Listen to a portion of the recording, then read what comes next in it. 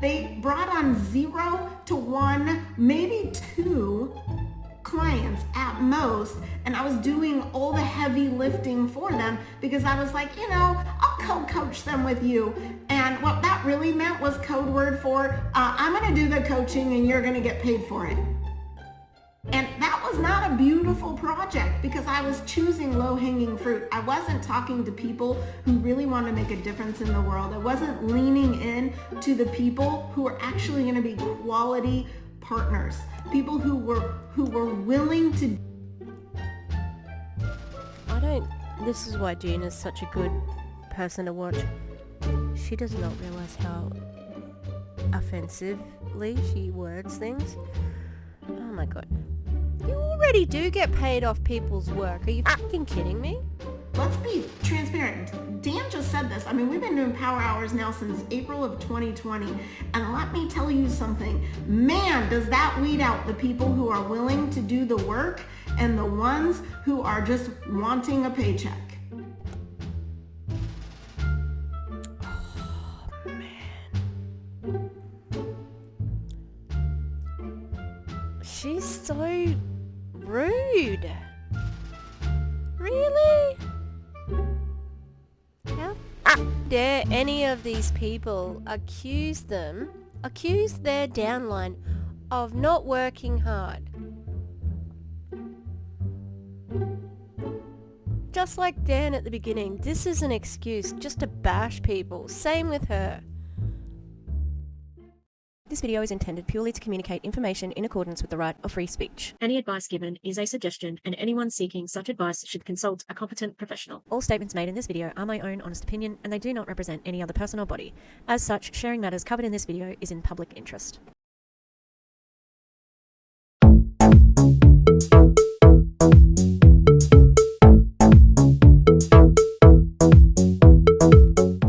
Hi, fancy meeting you here in this little old place. I'm Tish, and this is Echo Echo.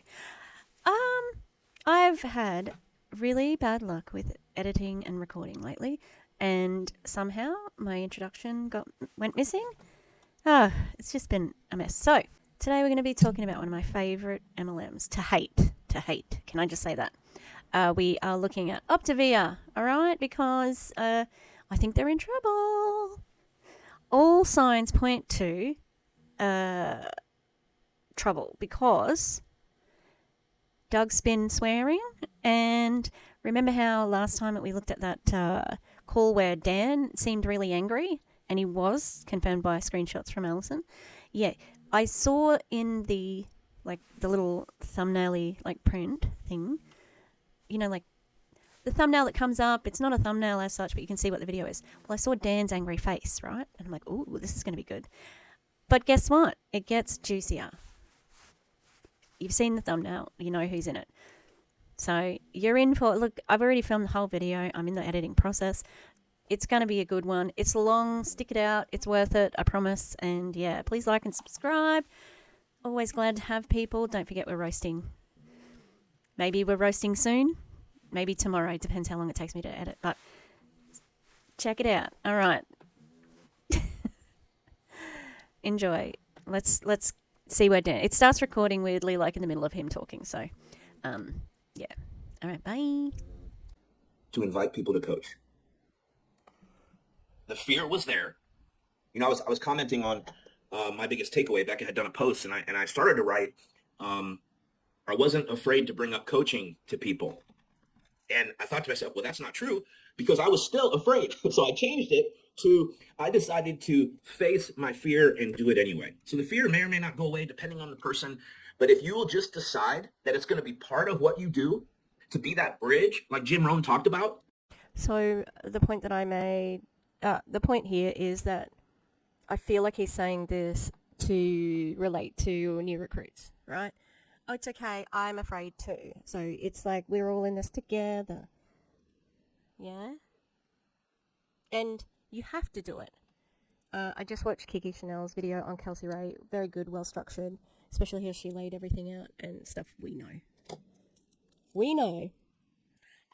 And we know that she tried to rage bait last year because I found the post. It's good to have a lot of crap on people. Kiki Chanel was like, made the point about, there was a point, I'm going to repeat the point about this, and then she made a point that, like Kelsey Ray's not sort of like withdrawing and going back into, backing away, even though the whole internet is just like annihilating her, because she can't. She has to. She has to stay on just for the same reason he has to. You have to do it, whether you have fear or not, because in the end, it's your check that's going down. So you just have to face it and stay. To invite people, to give people this amazing gift, like really believe that this can change their life and just bring it up to enough people without learning any of the training, any of the scripts, you will bring on exponentially more coaches than you are right now. So it's just about asking people, right? So tell me it's not about recruiting. We know it is, but this is just so transparent.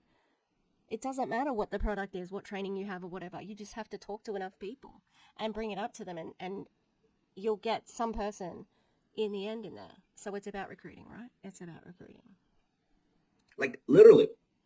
And this is not a slight against what you're going to be learning today, but if we were to just give you one challenge and spend this hour like a power hour or empower hour where we're just inviting people to coach, there would be more people on your teams than the training is going to provide, because the training is great, but until you put it into action, nothing happens. So I want to challenge you, if you don't do anything else, take all the notes. You'll never be able to remember everything. You'll never have it all down perfect. So don't let this build up. Gina's going to be speaking today, and don't. Gina! Oh, fantastic. She's the worst. Oh my god, that's great news. I'm very happy about that. She doesn't talk much on her Facebook. If she has lives, she's only has short lives because she knows that she gets like deconstructed by anti-MLM, and Erin is very good at it. This is him. Maybe it'd be better if you weren't here, but just go, so this really doesn't fucking matter, is what he's saying. But, take some notes. Let it build up, man, I can't be Gina. I can't remember all that. I can't do it as good as she does it. It's okay. It's just to help you increase your skill sets a little bit. But most importantly, when you get off of these Zooms, to get into action, simply inviting people to coach. Gross. I see right through it. And also, look at all this work that people are doing and not getting paid for. They certainly are not being paid to be on this Zoom. They certainly are not being paid to invite people to coach. It's just disgusting how much free labor that they're expecting out of people. It's that simple. Put a 1 in the chat if you can get that one thing down. If you miss everything else and get that one thing down, your entire business will change. You will start building a legacy business, which is why you are here. All right, we're going to bring on our first speaker today.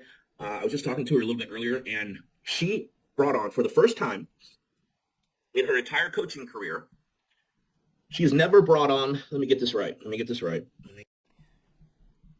Her child. I'll bet it's a child. Because she's got adopted children from a country that, are not white, the children. So it's interesting. I want to make sure I get it right. This coach has never brought on I hope she doesn't mind me saying this, 4 new coaches in the span of 1 month. This month, because she decided to step out, she didn't learn a whole bunch of new skill sets. She didn't go attend some special training. She just decided to step out. She has brought on 4 new coaches in the last 2 weeks. So there you have it. He's told you. She didn't do anything special to do this. So what is the determining factor? Well done. Can you see Murphy's head? Will was not dealing with it. Hey, stop. He's fine. Murphy, will you not test his patience? Just sit up over there. Just wait a minute. It's these boys. Will, come over here. Will. No, not you, Murphy. Jesus. You can see him growling.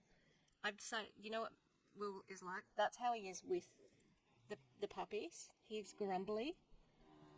Hey, Enough now. Enough. Good boy. Good choice. Good choice. No, Mabel, you can't come over here. There is not enough room. Murphy just went and got back closer to Wilbur. Murphy, come here. Come here, please. Thank you. Murphy. Murphy just like cuddled right up with him. Murphy, stop it! I'm trying to pat Will so he doesn't stress out, but Mabel's all jealous. Just chill out, please. Chill out. I need to go get my the nails still look good, but I gotta go and get them repainted. 2 weeks. I need it. Haven't even ripped one off. Okay, let's keep going with this bullshit. It depends on luck. Luck is what you need. That's what the deciding factor is. Because she didn't have any extra skill. She didn't have any extra anything. Murphy is being a complete idiot. He's trying everybody's friggin' patience. Just stay there, please. Just stay there. Yeah, so what is the key to getting lucky in recruiting? Like nothing. Asking everybody you know. That's it. The most by far in her entire career as a coach, which is years and years. So we asked her to come on. Stacey Barrett, will you come on? And Years and years. She's been years and years. And she's never recruited this many people.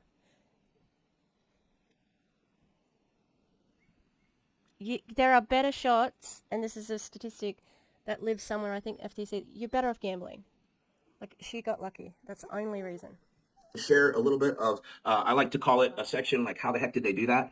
Like She doesn't know. that's a big move. Like 4 coaches in 2 weeks. And I remember I bet you she says, I don't know how I did it. I just asked more people this time. Or I just asked I just asked. You know? That's how she did it.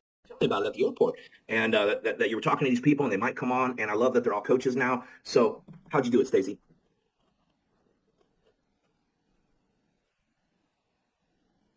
Good intro. All right, maybe she's not. Oh, she got unco-hosted. Kelly, can you make her a co-host? She must have went out and came back in. I know she was a co-host earlier. Or raise your hand, Stacey, and I can. There we go. Now you're a co-host. See, you don't have to have it all smooth, guys, right? You can just. This is my first time on Zoom. Thank you so much, Dan. Yeah, can you hear me? All right, I'm on. Great, thanks, guys. Yeah, I don't know what happened. I pressed something and I went out. Now I came back in. Okay.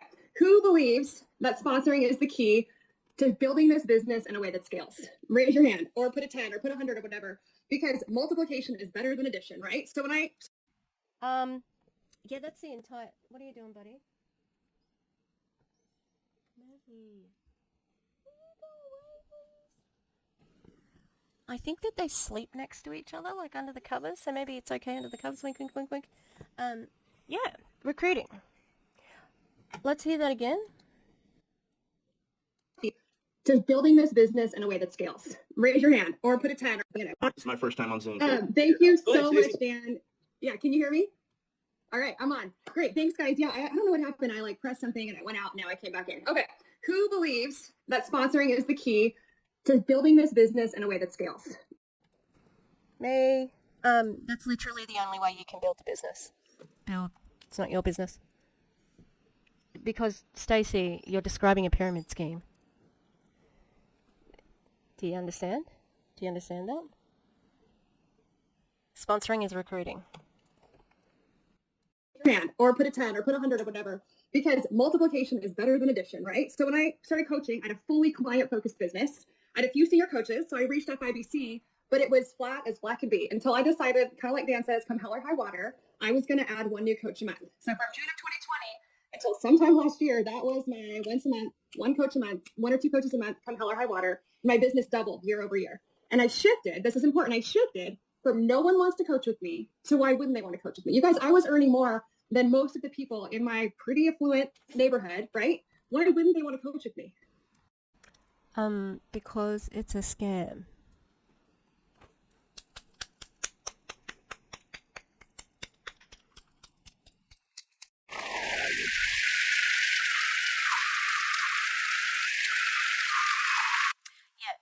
Yeah. They have ethics and morals. Oh, also maybe they like food, and they're not. You're not targeting them because they're fat. Do you know what I mean? Love that somebody who is in an affluent neighborhood is earning more money. Love that. Love it. So that was great. But then sometime last year, I don't know if life got lifey, my kid got sick, my marriage, we were kind of maxed, and I stopped personally sponsoring, and everything kind of slowed the heck down. I think it really had to do with my personal sponsoring, right? So can I be honest though? I'm gonna wrap myself out here. I didn't feel that bad about it because everybody was slow. So I'm looking around going, you're slow, you're slow, you're slow. I'm losing less. I stayed in growth for longer, so I didn't feel that bad about me and my brilliant businessman husband. He's really great with the one-liners. You know what he said? He goes, "Hey, Stace, losing less is not a strategy." I'm like, oh crap, he's right. Losing less is not a strategy. Why does it seem like this husband just like, oh, Stacey's got her little job that she does. Do you need this money? Is it something that you need? Also, yeah, everybody in network marketing is slow. Do you want to guess why? Not just me. No, the anti-MLM movement is getting education out there, and most people realize that optavia is a starvation diet. So they just have, like, most companies just have bad, like, compensation, income disclosure statement and that sort of thing, the typical 99% people fail. Optavia also has a atrocious product. So it's a double whammy. And so in January, Tim asked me, he goes, "Hey, does the work still work? Or are people not doing the work?" You guys are getting standing up, Stacey. I tried to do this sitting down. I couldn't because I'm too fired up. And I didn't know the answer to that because I'm like, gosh, I feel like we're doing the work and it's not working. So the work isn't working. What the heck are we doing? And so, like any good coach does, I asked Dan, what is happening? Does the work still work or are people not doing the work? And Dan replied with, yo, the work still works because the people that are doing the work are getting better results than anybody else that we've ever seen before. And I was like, what a liar. What a liar. That is not true. Not at all. He's just blowing smoke up your butt so that you get back to working. He has to say that. Oh, I can't let on to Stace that the work isn't working. Can't let anybody know that. Oh my god. Murphy just did like a bomb dive into the bed that's in the crate. He like full got out of it and went. He's spirited. Yeah. Gotta keep that downline motivated. Hey, Dan. Gotta keep your bills paid. not sure if I believe you, Dan, but I'm going to trust you and I'm going to go all in on these Empower Hours. So daily Empower Hours, my team's doing, and things are shifting. People are asking me to coach. And I've been hearing Dan preach, we're in momentum season, and I'm like, okay, I'm going to believe you, but I don't feel momentum season yet. And this month, it's like, bam, so many people are asking me to coach. I've done 6 Coach Explorers. I've signed up 4 coaches. I'm not begging them to coach. They're believing they can do this. They're coming with a client. I have this person. I want to help them. I want to help others. And others. So you're all manipulating each other. The thing is, that's fine at the moment. Well, it's not fine, but you know what I mean. But it's not going to last because they're going to see what the reality is. What do you mean? And what do you mean when you say you've been asked to coach? Aren't you all supposed to be doing that? You know? Got 4. 2 are restarts who want to do this differently this time. So keep your eye out for people who are restarts that want to do it differently this time. God, we're coaching after the after. We're coaching. People, don't get sucked back in. It's not going to be different. You cannot do MLM different. You cannot do optavia different. There's only one way to do it that puts money in people's pockets. And you can succeed. But it's coming at somebody else losing. I mean, that's capitalism. So if you're okay with it, I guess that's fine. But it makes you kind of a shitty person, in my opinion. You know, there's never a different way of doing things. It's duplication on duplication on duplication. So that's kind of what Erin thought she could do, was prove it, and then she realized as well, and she had to leave. So there's no other way to do it. You're coaching lifestyle change, and you know what's the stickiest thing? Look at your team. It's the people that become coaches and go all in on this. One of them has reached her goal. And she has been so plugged into my community. We do book clubs. She's on different challenges we do. And so she came to me and said, I'm ready to coach. I want to help other people. Another one is midway through her journey. And she has a fire to see people, her family especially, on medically supported weight loss, actually have a plan to get the weight off and keep it off. You guys. You don't have qualifications to do that and to follow that person. How fucking disgusting. You're taking advantage of somebody like that. Gross. They all know the program works. They know it. And there's like this belief that's rising up in them that they want to help other people feel amazing. They all have their own goals for coaching. And it wasn't my job to tell them their goals or tell them their why. It was my job to just help them discover it. The program doesn't work because as soon as you stop it, you put the weight back on and then some, and it annihilates your metabolism. It's temporary at best. And at worst, you're malnourished. That is going to be the thing that they want, right? That's the important thing. What do they want and what do they gain? People coach for 4 main reasons: accountability, income, community, purpose, and impact. And do not underestimate how powerful this community is. It draws people. I asked one of That's the only thing that you actually can offer people, but it's conditional. You only get that community if you're towing the line, losing weight, you're in integrity in your weight loss, which means in the program you're in integrity. Your business is on fire. You have to lose weight, right? Because Becca Tinter said at the Doug Wood thing, what's it called again? I can't remember it, but No Limits or something. Becca Tinter said you have to prune away the dead leaves. They're the relationships of the people who've left the company. She was specifically talking about Alison, the unconventional pastor's wife, right? She said you have to trim them away. So tell us more about this great community. my new coaches, I said, what was it that made you want to start coaching, right? And she said, it's the excitement in general. It's the smiles. It's living a big, loud life. It's the energy. And it's That's called love bombing. That's what this is. Manipulation and exercise and love bombing right there. who they are of themselves. She wanted that too. So real quick clue, the Empower Hours. You can be doing the work, but if you're not doing all the work, nobody sees it. So it's really important that you plug in, you're working with people, people are seeing what it is that you're doing and what it is that you're about. And you guys, this doesn't exist anywhere else. They will want to be a part. So that's what I got, Dan. Thank you for... This doesn't exist anywhere else except everywhere.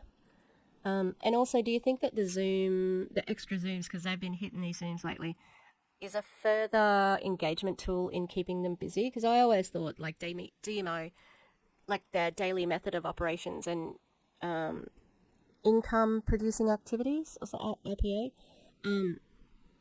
I think they're a busy work thing so that you don't have time to think about anything else.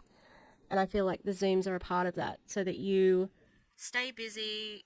Otherwise, if you're not busy, you might be scrolling and looking for optavia, this or that, and come across anti-MLM stuff. So, yeah. Using hope, even though I was like, oh, I don't really know. I'm kind of managing my business, just working because it's a job. Now all of a sudden it really is fun because people are excited. They believe they can do this and they have hope that maybe they can get out of their desk job. Maybe they can create the future they want. And it's just a joy to get to help unlock that for them and then walk with them to go for it. Thank you. Powerful, Stacy. And I remember that conversation was on January 19th. Wow. You sent me a screenshot this morning. That's how I remember. But anyway, it was on January 19th. And I want everybody to watch the progression. What do we always say? It takes 60 to 90 days to start to see the results. So Stacy, at the end of January, and she genuinely asked, like she was genuine, like she's like, I think I'm doing the work. Because she's hearing people that are saying I'm doing the work, but it's not working. But when you dig down into it, even Stacy would say she wasn't really doing it as consistently as she thought she was. So it's not that. I wonder why that is. Is it because they're not getting paid for the work that they're doing? So maybe it feels like, oh, maybe I should do work where I get paid. You're being bad, saying, oh, I'm just not going to do the work and I'm going to expect results. So she buckled down, put some structure in place, put some accountability in place. And I just realized what this is all about. This isn't celebrating Stacy. This is to shit on everybody who's not working. Who doesn't give a fuck about Stacy? He just wants to make everybody else feel shit. Wow. If you saw me, if you go back, you'll see me like smile because I worked it out. I'm like, oh, he's doing this to be nasty to them. January to the end of February to the end of the March to the end of April, 90 days, almost to the day, 5 days ago was 90 days that she asked that question, and she buckled down and started really doing the work. There's a progression. See, and then there's the second part of that, which is that longevity. So if you've got, and he's talking to starter coaches here, you know, he's saying, you need to wait. Don't give up yet. No. You can't give up yet. You need to wait, because just look at Stacey. And then the further indoctrinated community, we've got all those things that come into play where they are bonding with you. You are feeling like you're part of that group. And then we start with the sunk cost fallacy. Looking at the time, the money, the effort that you've put in now after waiting this 90 days, and if you aren't seeing any progress, if you haven't sort of like invested anything, it'll be easy to walk away.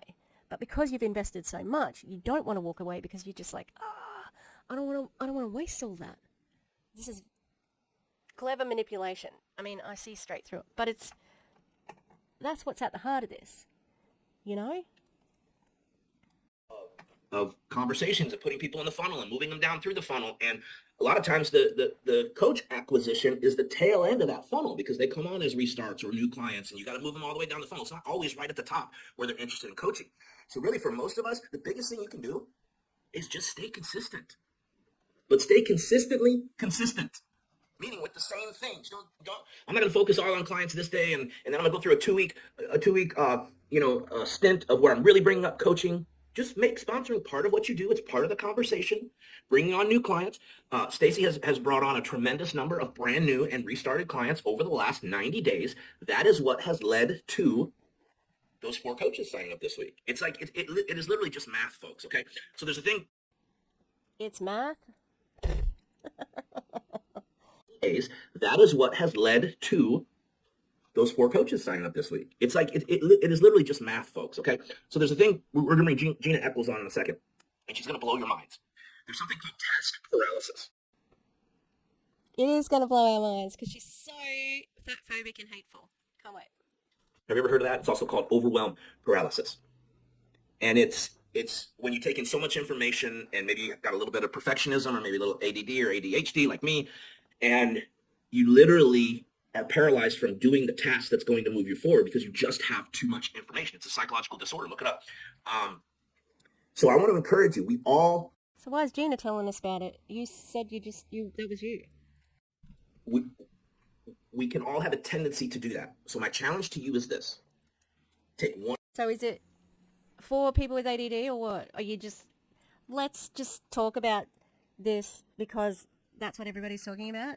Like task, what did he call it again? I can't remember. Task one, no, time blindness. Whatever it is, like it's specifically, a part of ADHD, all right? Or ADD. One or 2 things from the training today. You can keep the recordings, you can come back to it, but if you try to institute everything you hear today, you will, I can almost guarantee you, get into paralysis because you're not going to be sure what to do or what to do first or when to do it or any of those kind of things. So find 1 or 2 things and say, after the Zoom, I'm going to put this into practice and put it into practice immediately. Get immediately into action. How many of you have decided in the last 3 days that you are going to build a legacy business and you're going to start focusing on sponsoring? Put a 1 in the chat if that's you. Where's the chat? Okay. Everyone should be. Okay, all right. Lots of 1s. Many of you. Ed Milet says this. Oh, God. The proof that you've actually made a decision. Ed Milet? Fuck Ed Milet. Walking is an exercise. Oh, he got annihilated by the internet. That's beautiful. When are we going to say that? When are we going to say that, like, walking is not an exercise? I don't care what anyone says. Yeah, well, you know what? The way that you build your muscles, Ed, steroids aren't a way to build muscles. Just saying. When are we going to talk about that? Allegedly, in my opinion. All right, hang on. Let's listen to what he says. Where's the chat? Okay, all right. Lots of 1s. Many of you. Ed Milet says this. The proof that you've actually made a decision and you didn't just have a momentary emotional response is that you take immediate and massive action on that decision. You do something. That's Ed Milet. I think he stole that from somebody. Hey, stay here, please. Wilbur. To back up the decision. So I want to encourage all of you coming off of this Zoom today, what is the immediate, massive action that you are going to take? Not next Tuesday after this whole series is done, not in May when we get into the Senior Coach Challenge boot camp, but literally today, this afternoon, after the Zoom is over. If you reach out to just one person. We need a literally counter for Dan here. You are solidifying your decision and your commitment to do the action required to build a legacy business. Does that make sense? So without any further ado, the queen, you're going to learn so much in the next few minutes.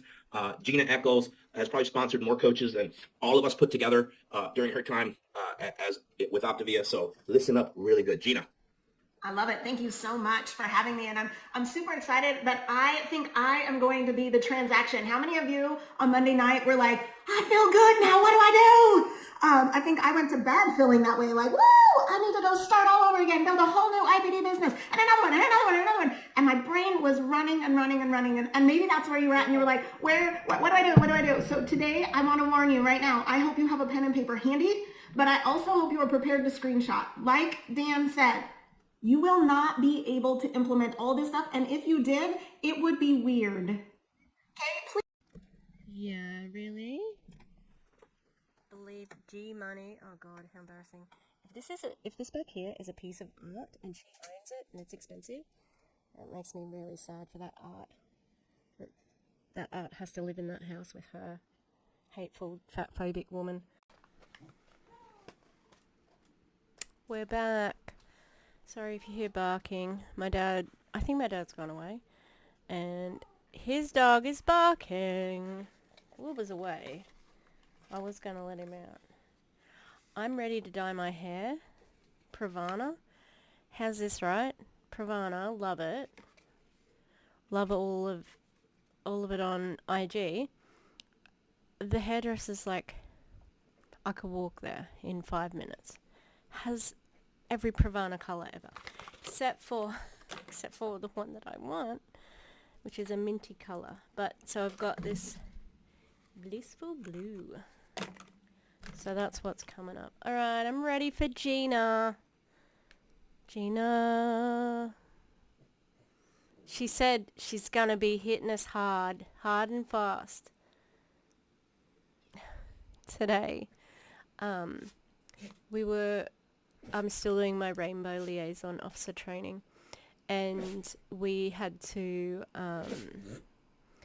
Alice, one of our presenters, was talking about like expectations when you're pregnant, like what are people going to ask you, and like it's just a thought experiment, and I'm like, what are people going to ask me? Immaculate conception? ? Yeah, so that's me. How did that relate to Gina? I can't remember. Please don't be weird. Please don't all of a sudden just like go full force and go crazy over, this one, I'm going to use this for example, this one client and send them 500 text messages and pick up the phone and call them and do all the things. We're going to teach you what to say, how to say it. What was the use of the water bottle in that scenario? Why did you have to represent the person as the water? I think people understood it. I think it's implied. Just that one person.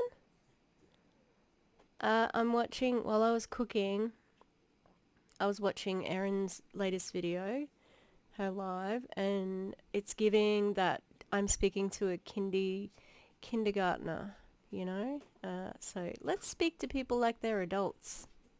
How about that? Scripts that you can utilize, but please do not use all of those scripts on the same person. Okay, and be willing to grow. Be willing to take a leap. And some of you, that's going to mean that you're going to have to let go of some thoughts that have come your way. You're going to have to let go of maybe some limiting beliefs that you allowed. See, I have this wonky relationship with sponsoring when I first started as a health coach. I saw the value in adding clients. And quite honestly, I was on fire. I loved adding clients. I loved supporting clients. It felt good. It, in some weird sort of way, made me feel like I was really, really good at what I did. And so I just kept bringing on more and more clients, and I wasn't even talking coaching. If I did talk coaching, I was talking coaching to people who needed coaching. I wasn't talking to people who would make excellent health coaches. So guess what? Ooh, she's telling on herself here. Look, sorry if I crunched in the microphone there. I will put it on silent. I'm eating pizza, right? I know what you're thinking. Where's the pie, right? If people haven't ever watched me before, they're like, what the fuck are you talking about? So it's pie filling making night. I was going to do it yesterday, but my meat, I had to freeze it because it was going to go out of date, and so I froze it before it went out of date. So I had to buy new meat. Anyway, it's mushroom. It's a little bit overcooked, but yeah, it's not mushroom juice. Mushroom and 4 cheeses or something like that with sourdough crust. It's very nice. I'm happy happy to have an alternative when my food hyperfocus is not available. So she's saying that in other words, she's saying that she's on business on fire. Means she was losing weight. That's their code word. And she was talking to people who needed coaches, talking people into coaches who needed coaches. That's her code word for fat people, because they need to lose weight. And they weren't the best coaches, apparently. Oh, could it be that, yeah, because they're not qualified to coach anybody, right? But neither is any of them.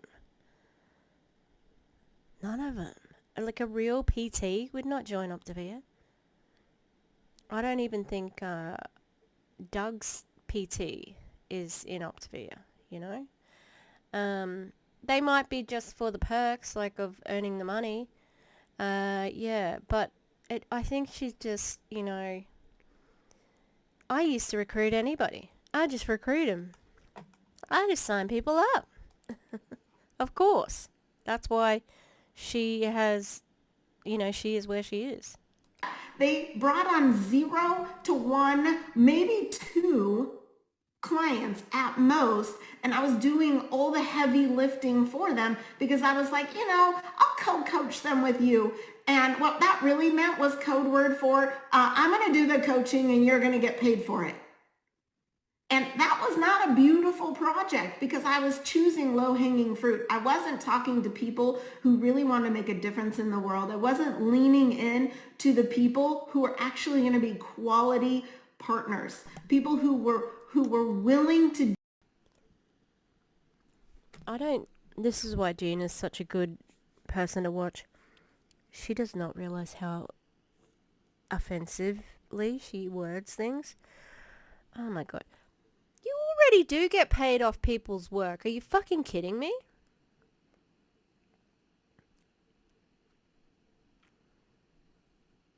You were doing the work for them and not getting paid. Bullshit. That's what your downline's for.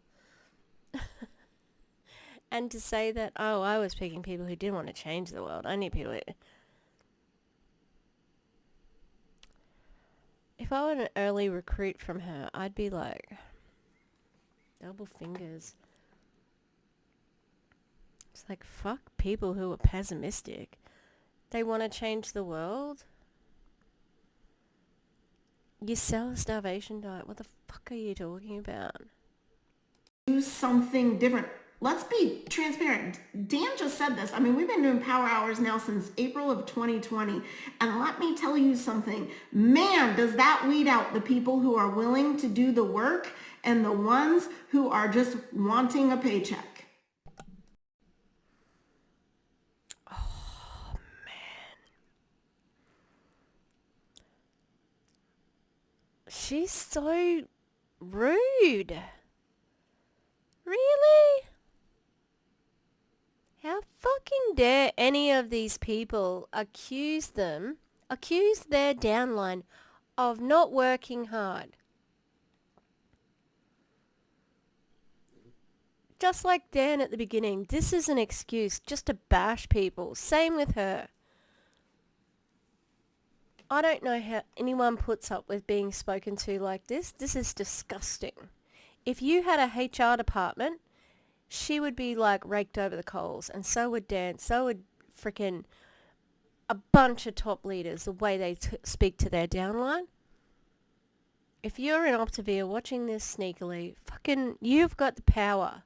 As if anyone from Optavia is going to be watching me with my swearing and my Satanism. No, I'm not really a Satanist.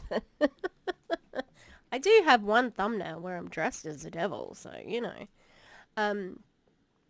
Yeah, like, you've got the power. Get off the Zoom, cancel the auto ship, and run away as fast as you can. Because this person does care about a paycheck. How dare she insinuate that she doesn't? All of these top leaders do. Every single one. They care about a paycheck. How many of you know someone who makes an incredible living?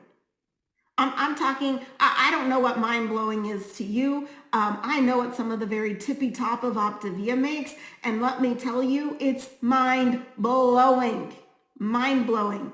But mind-blowing, do you really think that if you just go, I want to make what they make, do you believe with your heart of hearts that you're going to make that? I have neighbors that have incredible companies that they have built, and they make insane livings. But I can also tell you this, they show up to work every single day. They don't. Because they get paid to be there every single day. This woman is awful. Do you know somebody who makes a lot of money? You. You do.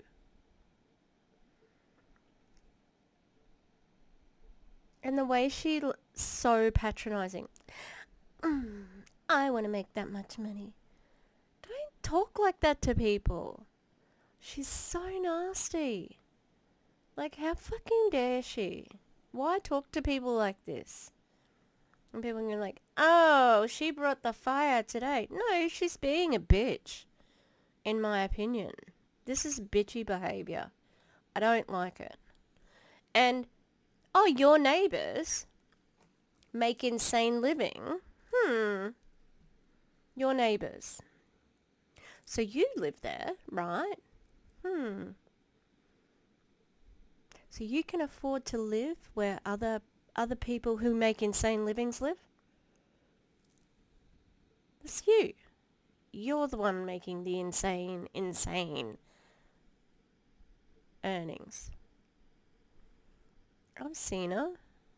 She posts the same thing every day. Monday, it's a before and after. Tuesday, it's an inspirational quote. Thursday, it's comedy. Friday, it's meal. Lean and green meal. I don't see that she works as hard as anyone in her downline who's trying to make beyond their woeful income disclosure statement. Think about making money. They go about making money. They go about impacting. And by the way, this call today is not all about making money, but I want you guys to understand something. If you have a coach that isn't willing to do the work, they're just wanting to make money, or they're wanting to make an impact. They're not willing to do what it takes.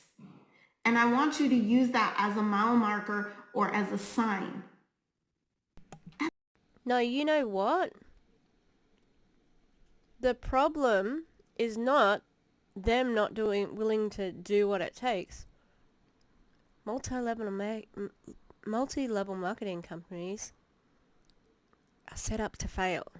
How fucking dare you accuse them of failing? Lead me to someone who will. Take me to that next level. Take me to that next place. So we're going to be talking sponsoring 201 today. And I want to tell you, it begins with a mindset shift. 95% of your effectiveness in sponsoring is a result of what's inside of here. Where's this statistic from? Because I can imagine you can have a statistic that's about positive thinking, but 95% of your effectiveness in sponsoring is a result of what's in your mind. That's specific to multi-level marketing. What is your source? Because I don't believe it if it's not in a book. It could be in a book, like John Maxwell or whatever, but this is suspicious. You believe that people want to become coaches? You will find people who want to become coaches. If you believe that no one is signing up, like I hear coaches say this all the time. I don't know what to do. No, none of my clients want to become coaches. Well, I wouldn't either with that attitude.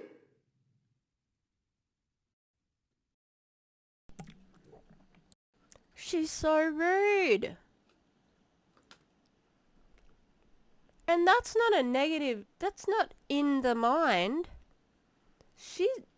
Whoever told you that is just reporting back what the people have said. That's not mindset. Are you kidding? You're not even allowed to talk about it? So, you've got to work your ass off, right? Against the system that's set up to make you fail. You're not even allowed to mention that people aren't signing up as a coach, because you'll get told, well, who'd want to sign up with you anyway? The person was just reporting back. For fuck's sake, she is just awful. Damn. Thanks for bringing it, Gina. You are just the worst. I'm so glad that you got on the call today. Because that's strange. We're going to have some coaches share a little later today, and they have a ton of people coming on. Ask Stacy, do people want to become coaches? Yes! The way that you just phrased that was like, they're saying nobody wants to sign up. Like, as in reporting back to you. Gina, nobody purposely sets out and wakes up and says, I would like to be a coach for Optavia. That is in no child, student's fucking dreams of what they want to do when they grow up.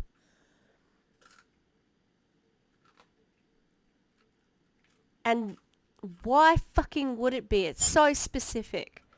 Leave people alone. Like, what the fuck? This is just... It's unnecessary. Want to become coaches. If she was sitting in her head, none of my clients want to become coaches, but I'll ask anyways. Yeah, she's going to get a different result. And so will you. So what you believe about sponsoring determines how you present the coaching opportunity. So do you believe that coaching is the next best step for your client? Or do you believe something different?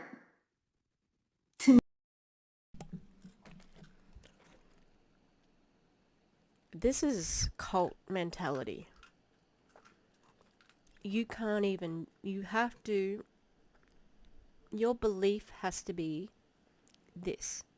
It can't even be, I'm going to go in with a positive attitude, see how I go. No, you have to believe that coaching is the next best step for your client or individual.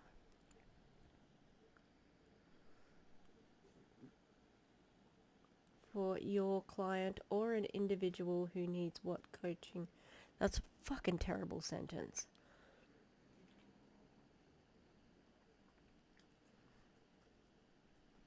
This is like thought control. That's what it is. Bite model. We don't like Stephen Hassan. Like, disclaimer, Stephen Hassan is aligning with J.K. Rowling, who is a rabid transphobe. We pointed it out to him. He seems okay with it. But the bite model is legit. Thought control right here. What switched for me is when I had a client that was struggling and they became a coach because their mom and their sister wanted to go on plan. And all of a sudden they were following plan perfectly. They were reading their books. They were taking my calls. They were engaging in our community. They were doing all the things that they hadn't done before. And it occurred to me, oh my gosh, when someone becomes a coach, they become more engaged in their own program. And the more engaged they become in their own program, the better the results they get. Guess what? They're the clients losing weight so fast, everybody's mouth's dropping on the floor. And as I saw that, Oh, so the only coaches who can do well are ones losing weight. That's what her opinion is. And we know it. A business on fire, or your... What is it? You know, like, something about, like, if you're not losing weight. Something else there. I can't remember. It's been ages since I've heard it, but this fat phobic, like, it feels like she is an optavia coach just to hate fat people. So it always comes back to that. It isn't about anything other than earning money and being able to shit talk fat people. So, you know. And it's giving product of the product, you know. I went, this is the very best thing for every single one of my clients, because I don't know about you, but I did not become a health coach so that people could be on plan for all of 3 days and then quit. You didn't? You didn't become... What? Wow. Could it be that the people couldn't subsist on 800 calories? Could it be that the food was too expensive and tastes like dust? Again, it's all about being on plan. Losing weight.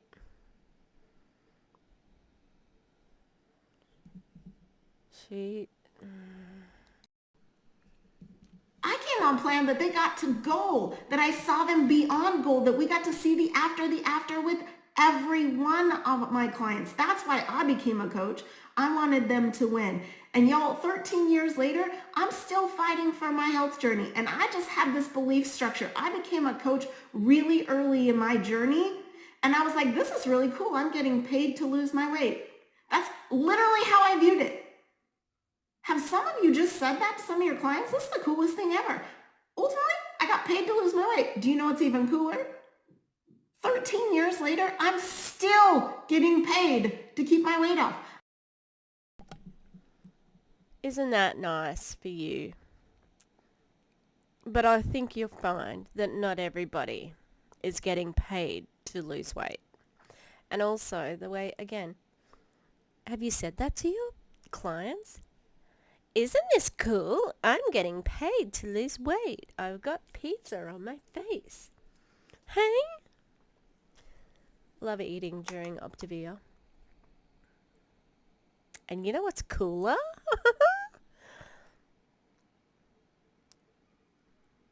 It's just...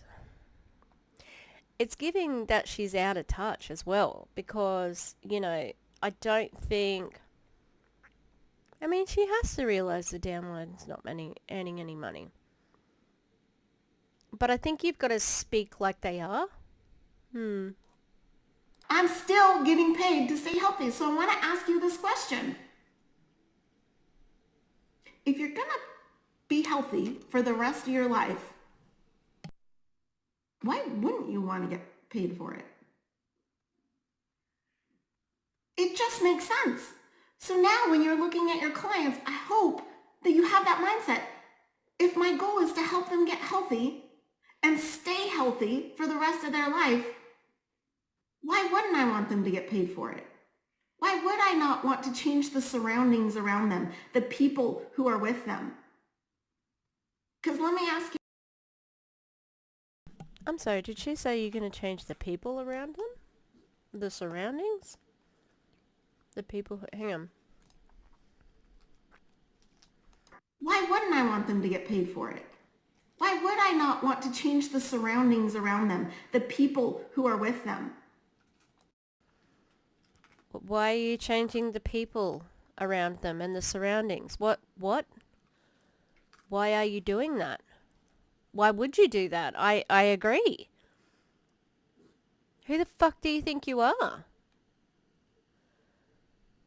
They're supposed to have their own business, but they're like, they've got to give up people for you. You're telling them who they can hang around with, where they can go. How ridiculous.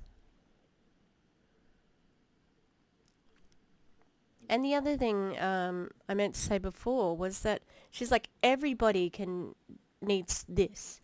I'm like, not everybody needs to lose weight. Not everybody needs this, that, or the other. Needs like supplements and shit. And I don't think you're healthy. You're deathly afraid of putting on weight. You can tell because of how she speaks about fat people. And like that kind of like the venom when she talks about people who won't stay on plan, you know? Because let me ask you this, and you can just blink really hard. Anybody ever have a client get to their goal weight, transition, and then they go back into their normal world?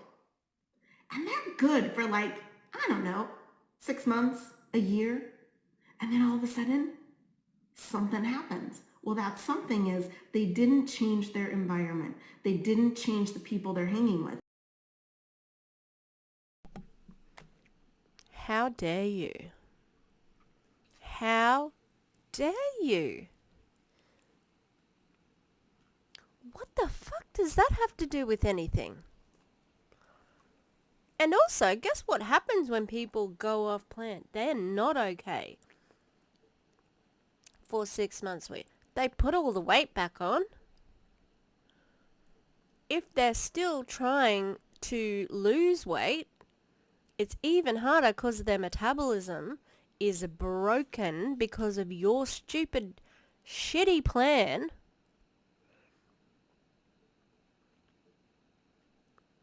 It's so judgmental too. Like, so if you lose weight, you can only be around thin people. You've got to get rid of everybody who's fat. You can't be around any situation. Like, that is unrealistic.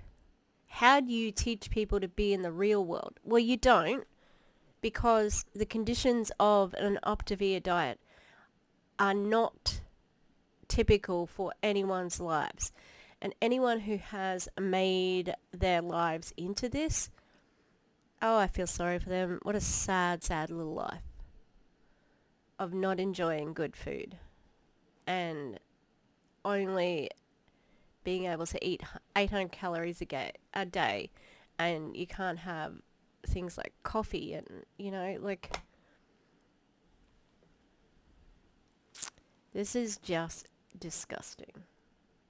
And when they don't become a coach, they're not helping their mama. They're not helping their sister. And pretty soon, they're going backwards in their health.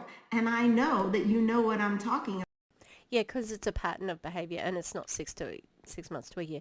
Also, they're not putting any money in my pocket. That's the real problem, isn't it, Gina? But you're going to make it about this, so then it looks like you care about people's, like, health. You don't give a fuck, except for hating fat people.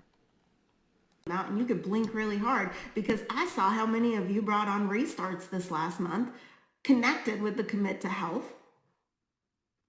And it's because they didn't change something. So Stacy said something that I'm going to point out right now because I think it's really important. And I want you to write this down, and I have it nowhere in the bazillions of pages of the PowerPoint. If we don't help our clients change their environment, these new clients coming back in, I literally ask every single one of my new clients, what's going to be different this time? What is going to change?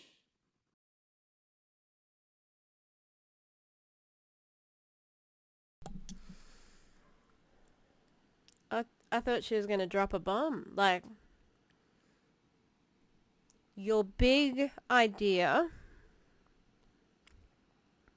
for somebody who's restarting is what's going to be different this time. As if that isn't the most obvious fucking question ever. Like, are you kidding me? That's insulting that you wouldn't realize. How do you not have that written down in all of your PowerPoints? That is the most obvious question. Like, what are you talking about? In my experience, the clients who live their journey out loud, who become a coach, who pay this gift forward. Now, whether you do that today as you're just reordering and getting started again, or you do that a couple weeks down the road or a month or two down the road, that is your choice. But what Is this training not for coaches? Because what do you mean, becoming a coach again? Who else is on this call? Got it. If this is how you talk in front of customers, that's fucking concerning. is, if we don't change the people around you, we're going to be on this roller coaster together year after year after year. And I don't want that for you. I want you to have life-changing health. I want you 10 years from now, 20 years from now, 30 years from now, helping and seeing others win in their health. So be forward with people, share with them. But see, that's sharing from a place of love and care. It's not sharing from a place of me trying to get something, take someone, take advantage of. Like some of these things I hear people say, I'm like, man, I'm sorry, but I'm not going to pour 6 hours into a new coach, getting them up and running and starting their first couple of clients just so I can make, $20, $30. She's not willing to help you because she's not getting paid enough to do that. She's still getting paid $20 to $30, but it's not enough. Like, I keep on saying, how dare you, and this is the worst thing I've ever heard, and then she keeps on saying worse things.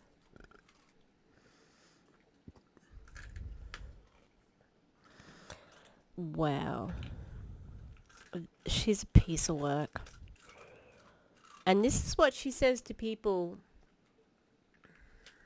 publicly. Well, not public, like to a group of people who can all talk about it and report it back and we can see it. Imagine what she's like behind the veil. God. Oh, I just can't even believe how unpleasant she is. I don't know. Again, maybe you need to look at the optavia compensation plan. That's not the best use of someone's money.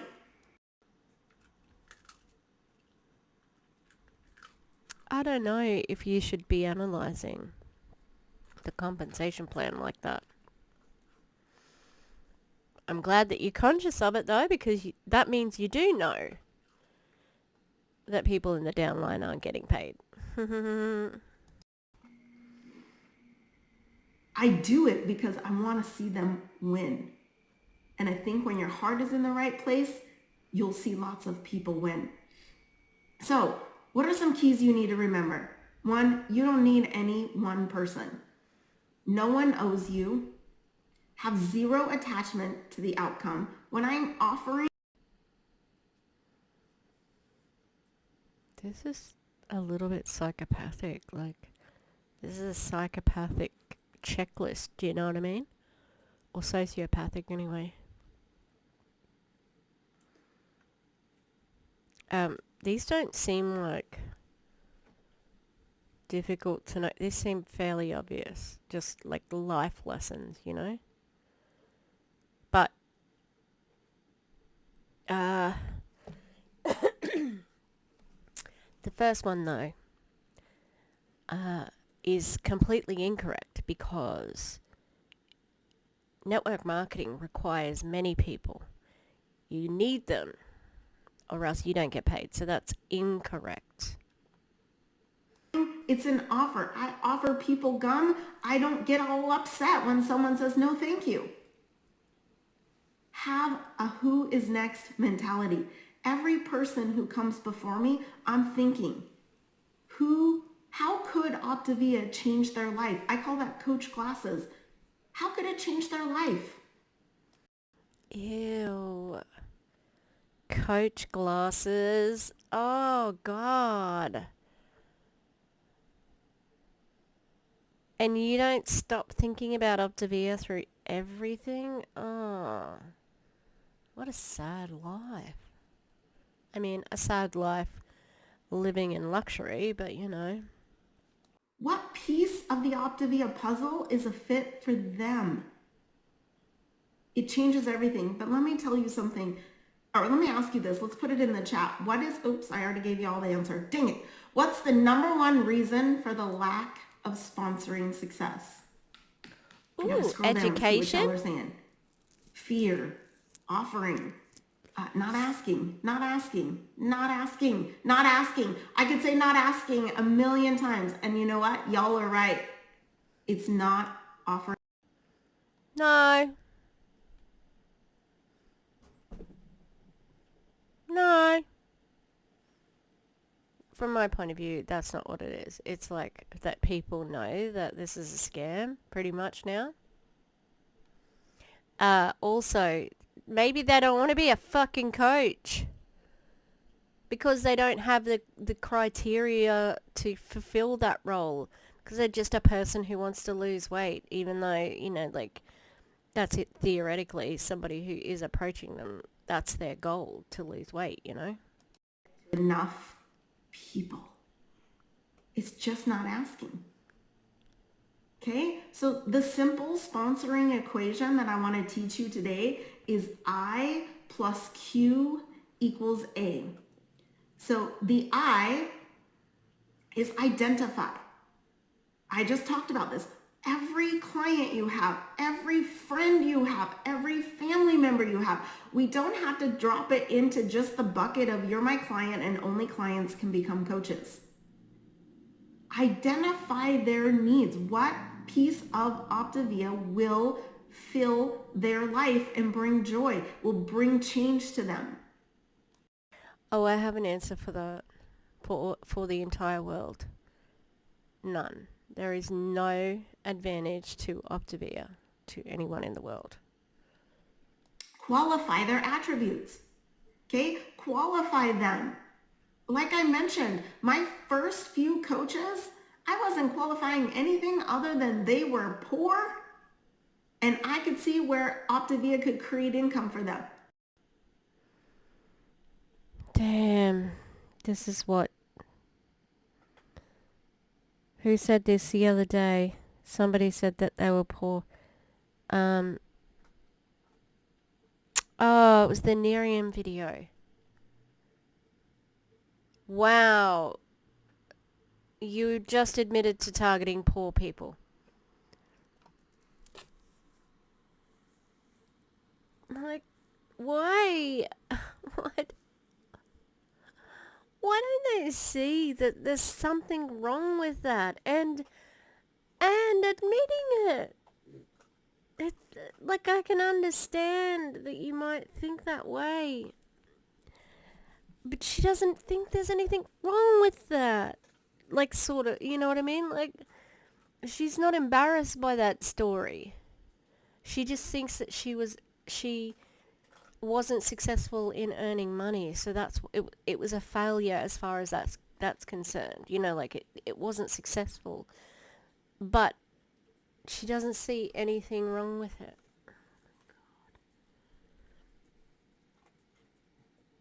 And then she's going to go to, and then I realised I could save all the fatties, you know? Oh, God. I didn't look at their work ethic. I didn't look at how Optavia would bless them other than financially. I didn't look at how they would bless Optavia. What gifts were they bringing to the table? So we're going to talk a little bit more about this. And the A is approach. That means ask.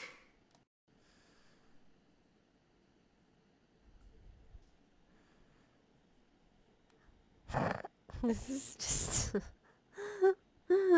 Why did this need an equation? Just tell them to ask. Okay, so ask. So here are some questions to consider before you approach or present the coaching opportunity. I need you to not be so wild and crazy that you look desperate. You need to figure out what is best for the person before me. Who's my audience? What are their needs, their goals, their aspirations? This is part of identifying where are they vulnerable?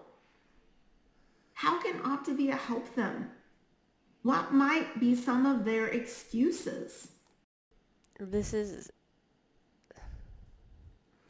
everything that everybody teaches. There's nothing new or creative with this. So slow your roll. Don't be in such a hurry. Okay? Say a prayer and get ready. There are 4 things that most people are looking for when it comes to Optavia. They're either looking... Can you please take school teacher off that fucking list? And nurses, can you leave? Can you leave teachers and nurses the fuck alone? Sub shop.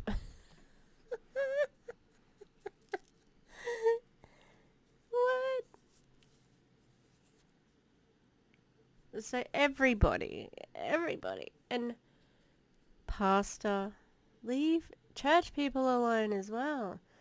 People who are pastors who have a group of people who are loyal to them should not be heads of an MLM, because they can use it to recruit, and that is very unethical in my opinion. time flexibility, increased finances, community, or purpose, making a difference in this world. That's what they're looking for. So here's just a few people that I know are health coaches.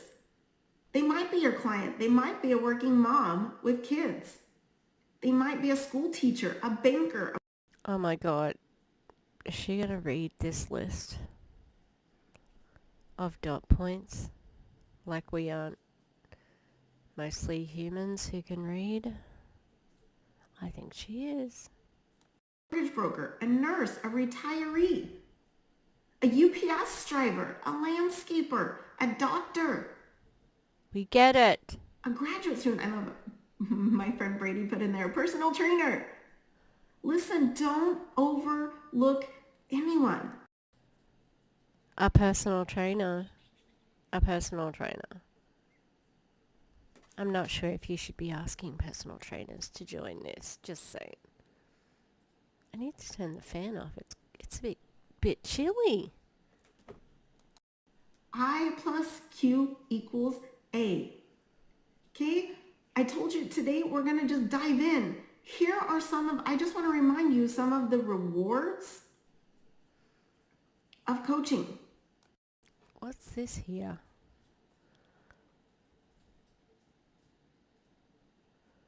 Kind of looks like a penis, actually. Good work, Gina. So when you're thinking of these people, when you're looking back at where they're at and what they do, ask yourself, what piece of, I'm going to call this a pie, what piece of this pie? Why didn't you make it a pie then? Why is it like this? You could have made it a pie. When you make a cake pop. Need? What is the part that they need? You know, I have a neighbor that owns 3 Chick-fil-A's. Most people would say he doesn't need any part of this. He's doing well financially. He's with a company that he feels has a purpose. A fondue pot, I love it. He's, you know, they're doing great, but do you know what? They're looking for something that they can help other people do, because most of their employees, they love, they adore, and they want to see them win, but none of their employees can afford to purchase a franchise. They won't qualify for the franchise. And so they're looking for a way that they can pass a gift on to the people that they care about. And so for them, that's their purpose, is finding something, bringing these younger kids in, younger meaning in their 20s, and they are paying it forward through optavia. So you just... What? She was just talking about Chick-fil-A. I don't understand. Because I thought she was going to finish that up with the... And then the fellow from Chick-fil-A said this. I don't know. But also, really? Does one of your neighbours owns 3 Chick-fil-A's? Considering the reputation of Chick-fil-A's, Gina's own statements, I'm thinking that they live in a conservative place as well. You just never know. So I want you to think about this. Anticipate, what is it that this coach candidate might be looking to accomplish? Put yourself in their shoes. What are their needs and how can Optavia fill it? And try to discover their hot button. Figure out what matters to them. So I'm going to go back to my Chick-fil-A neighbor for just a moment here. I want you guys to think about this for a minute. When I sat down and talked with him and his wife, the first time, I was just learning what was important to them. By the way, they've never been on plan. So those of you that think they have to be a client, you would have annexed them out to begin with.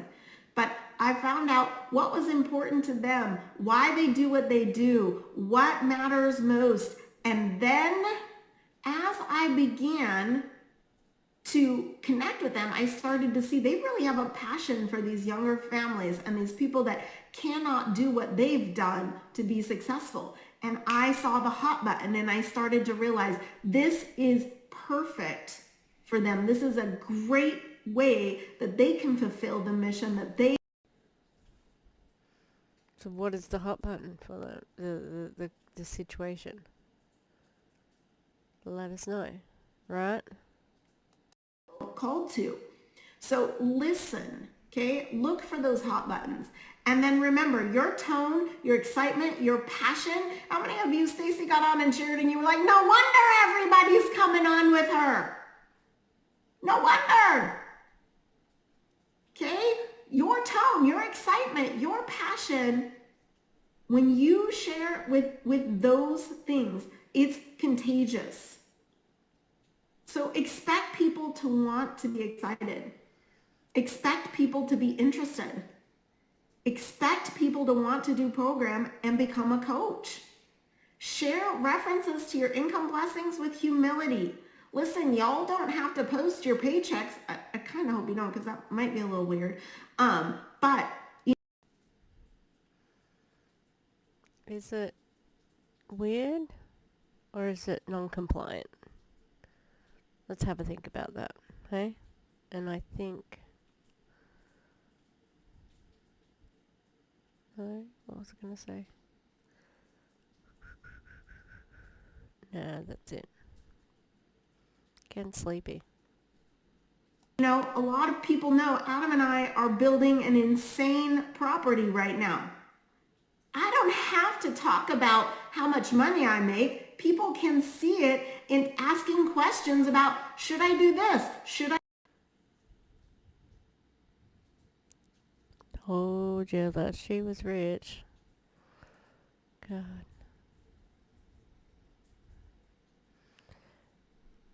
Kind of gross to be rubbing it in people's faces, you know?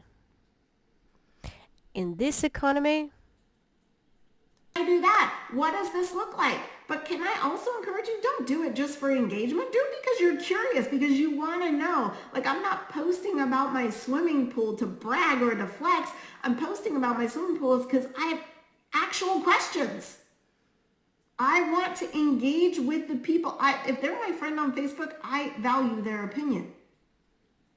So live your health out loud and proud, but live your business out loud and proud. And don't forget the power of $500 per month for the average family. Who's making that though? Because the income disclosure statement certainly doesn't indicate that that's a lot of people. Do me a favor real quick in the chat. If $500 a month extra from where you are right now would be a huge blessing to your family, will you put a 1 in the chat? I'm not talking about 20,000, 30,000, 40,000. I'm talking $500. Can y'all see the chat blowing up right now? It's blowing up.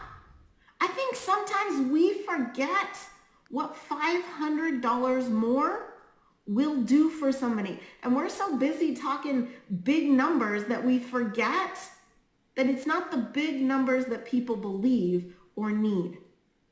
It's really $500. So what does $500 per month do for someone? It helps them stay on plan. It helps them make their car payment.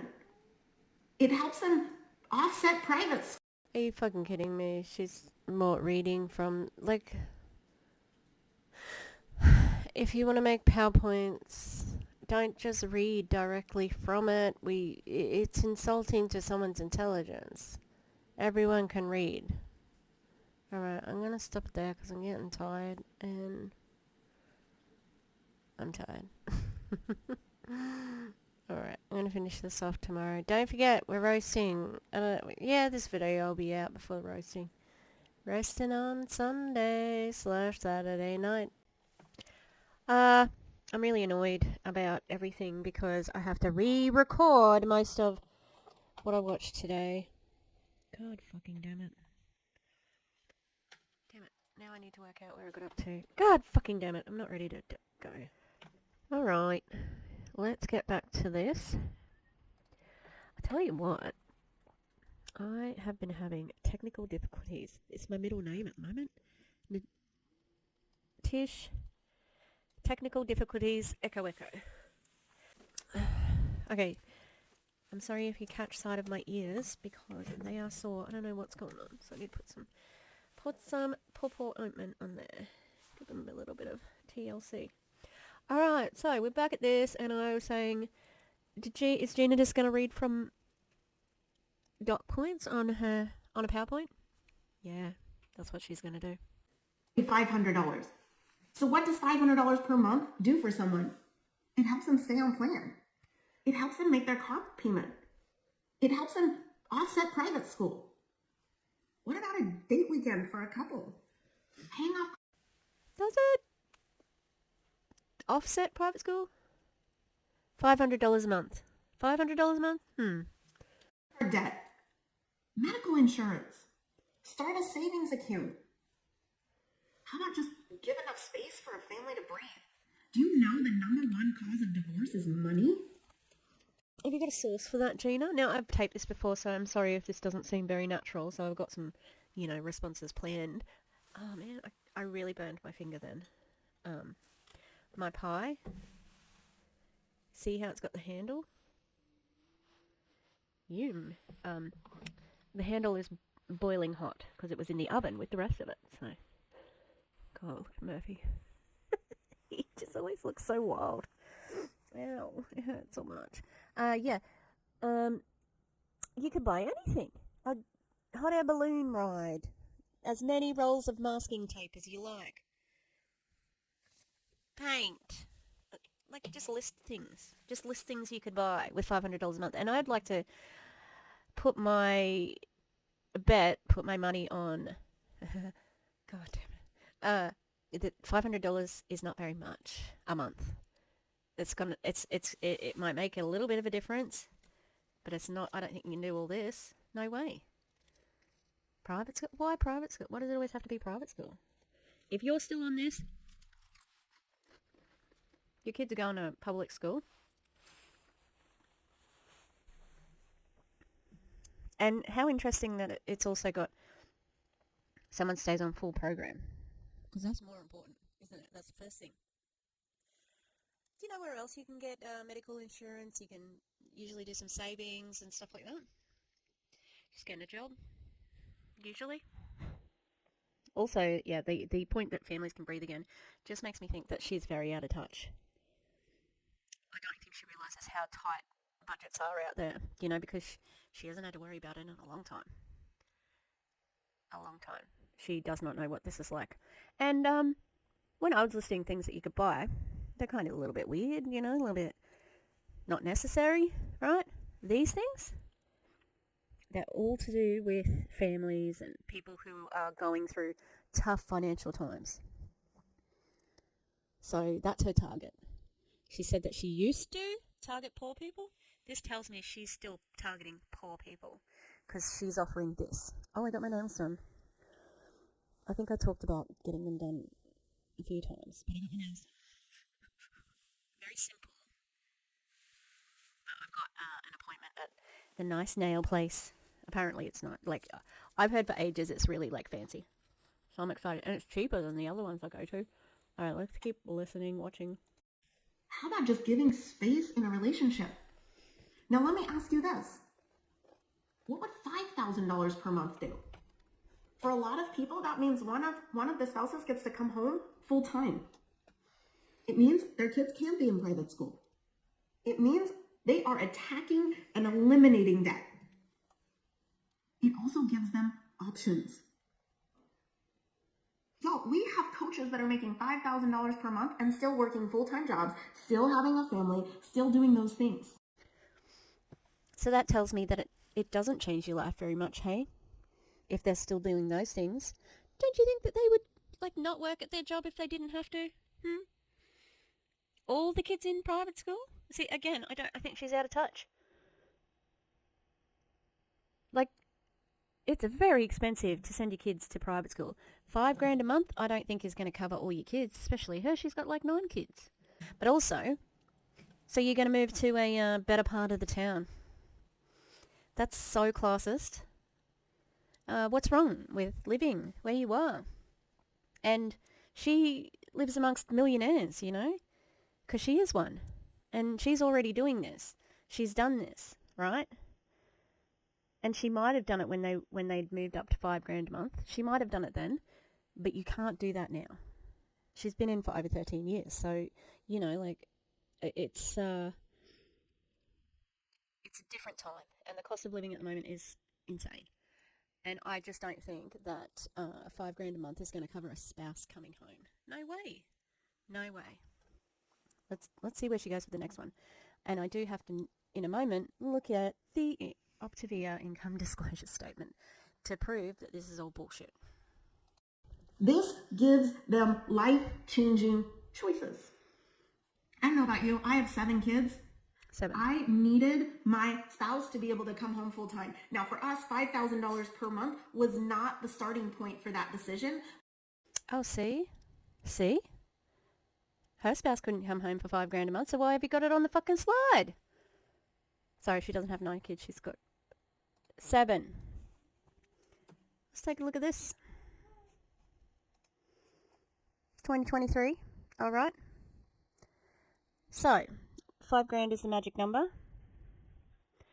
How many people are earning $5,000 a year? A year, this is. So we've got, I'm gonna round up a bit here. So 25, 35, 46, 57. 57 and 11 is 68, 70, 80, 86 point, around about 87, 86, 87% of people earn under $5,000 a year, Gina, a year.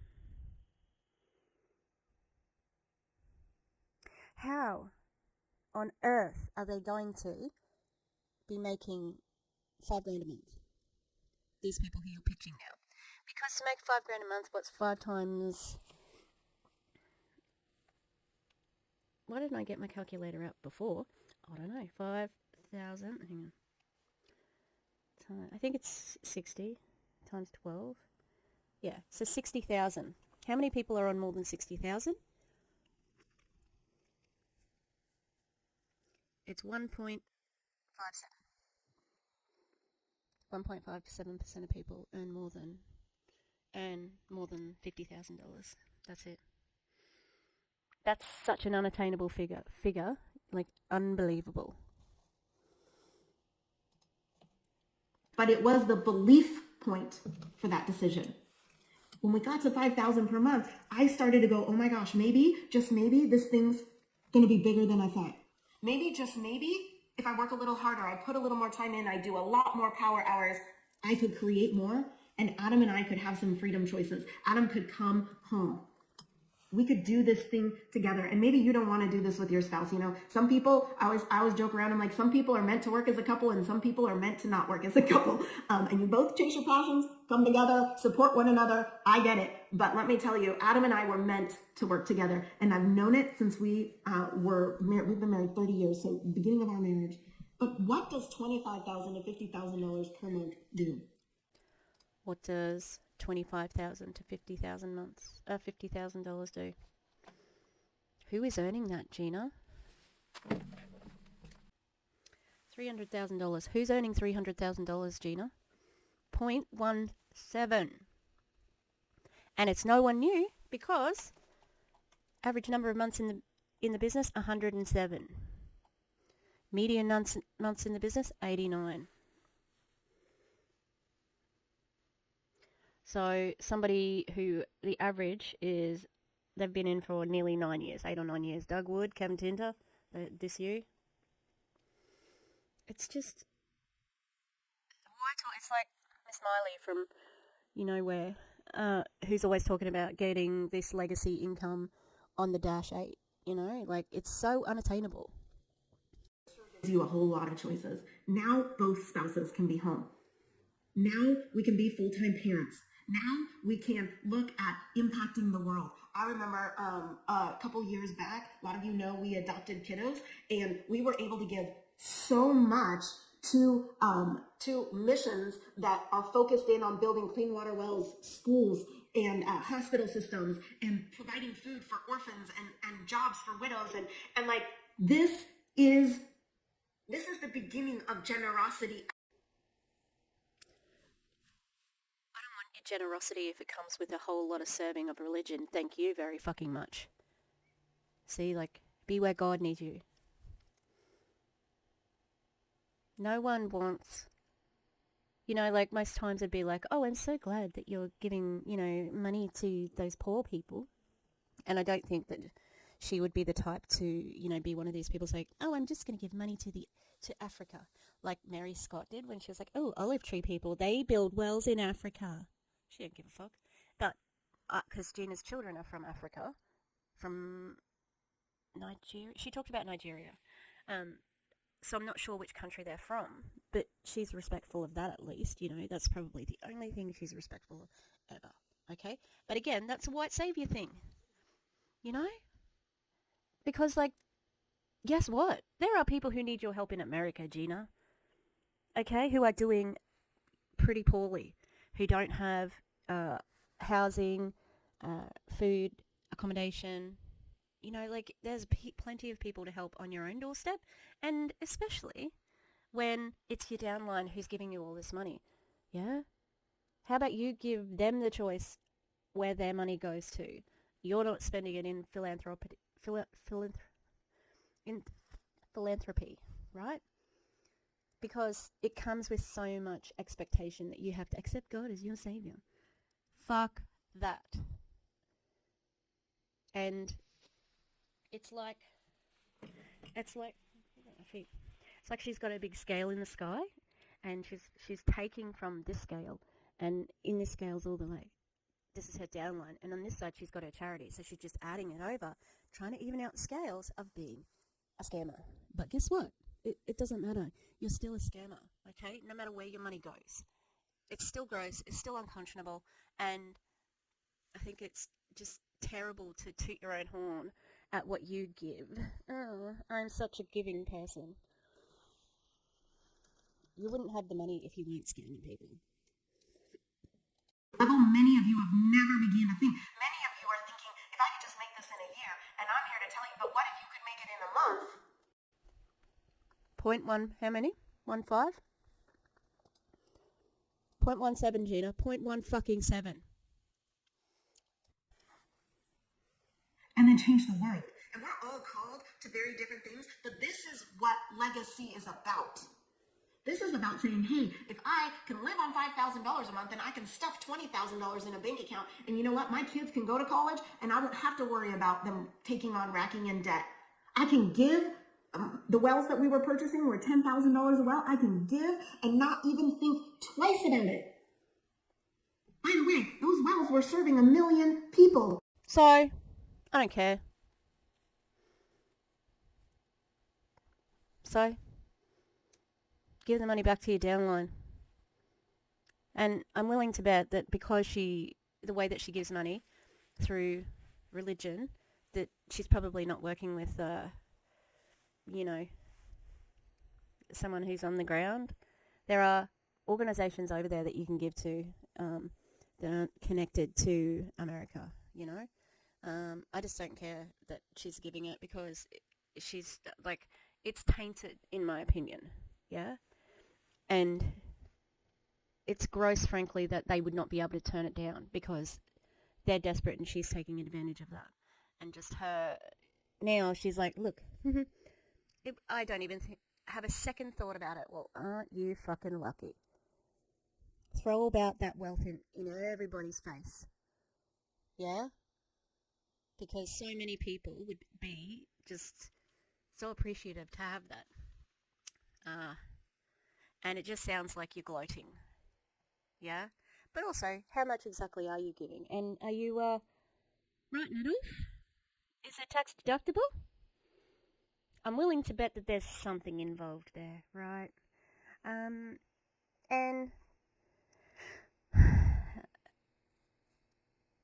she is doing a full home renovation. It is a very fancy house. She's already said that she lives in a very fancy neighborhood. Yeah? So, I'm willing, I bet that it probably makes no difference to her bank balance, I'm not impressed. Get out of an MLM. She never will though, because she doesn't think there's anything wrong with this. She tells you exactly what she's doing. She knows that this crushes the people at the bottom because they don't work hard. They don't work as hard as her. She deserves it, and they don't. And that's how she feels. She's better than them, It's a dog-eat-dog world, and she's going to be the one who comes out on top. And she's just a gross person, But do you know what's even cooler? And I gotta share this. I don't normally share this type of money. Do you know what's even cooler? In order to create that kind of income, someone has to help a lot of people get healthy. That's so cool. She's so cool. Someone has to help a lot of people. You, that's what you're saying. The sanctimonious fucking tone she just delivered that with. Oh my god. She's vile. You don't work hard. You scammed people. You manipulate people. That's not working hard. There's a lot of lives being changed, but let me be really crystal clear. It's not just in their bodies. Usually it's not in their bodies at all. She hates fat people so much. She considers that part of her, like, helping people. Like, I help people lose weight. No, you don't. You fucking don't. You help people ruin their metabolism and get freaking eating disorders. That requires sponsoring. That requires opening your mouth. That requires asking people to be a part of this thing with you. Because you can't possibly help that many people yourself and create that kind of income. There's just not enough hours in a day. You can't do it, but she can. The arrogance. But when you start inviting others to get along with that journey, and by the way, they're going to help maybe get their families. And we have a family right now that because of their optavia business, they were able to go and see their family.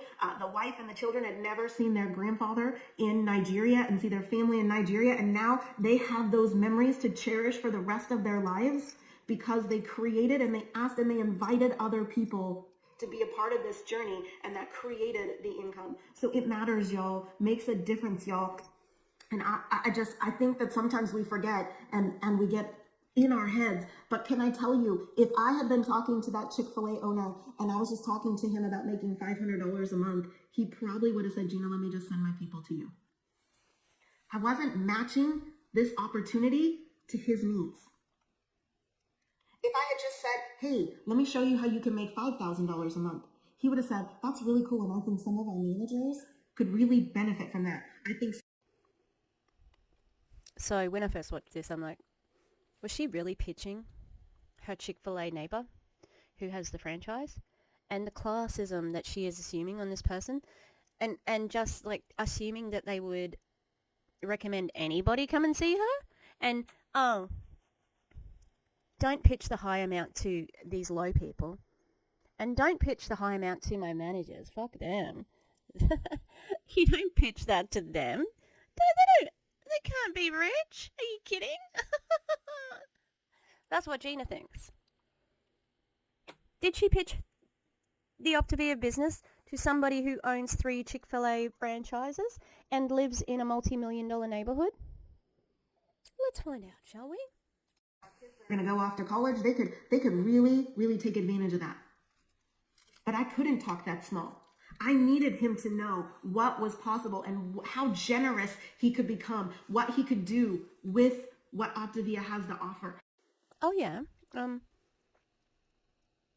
Did he sign up? He must have signed up then, Gina, because you presented the opportunity to him. What? 90. No? He must have been just like, this is great pitch. Can you imagine being like a legitimate business owner? You got 3 Chick-fil-A, so I'm assuming that they're doing okay, right?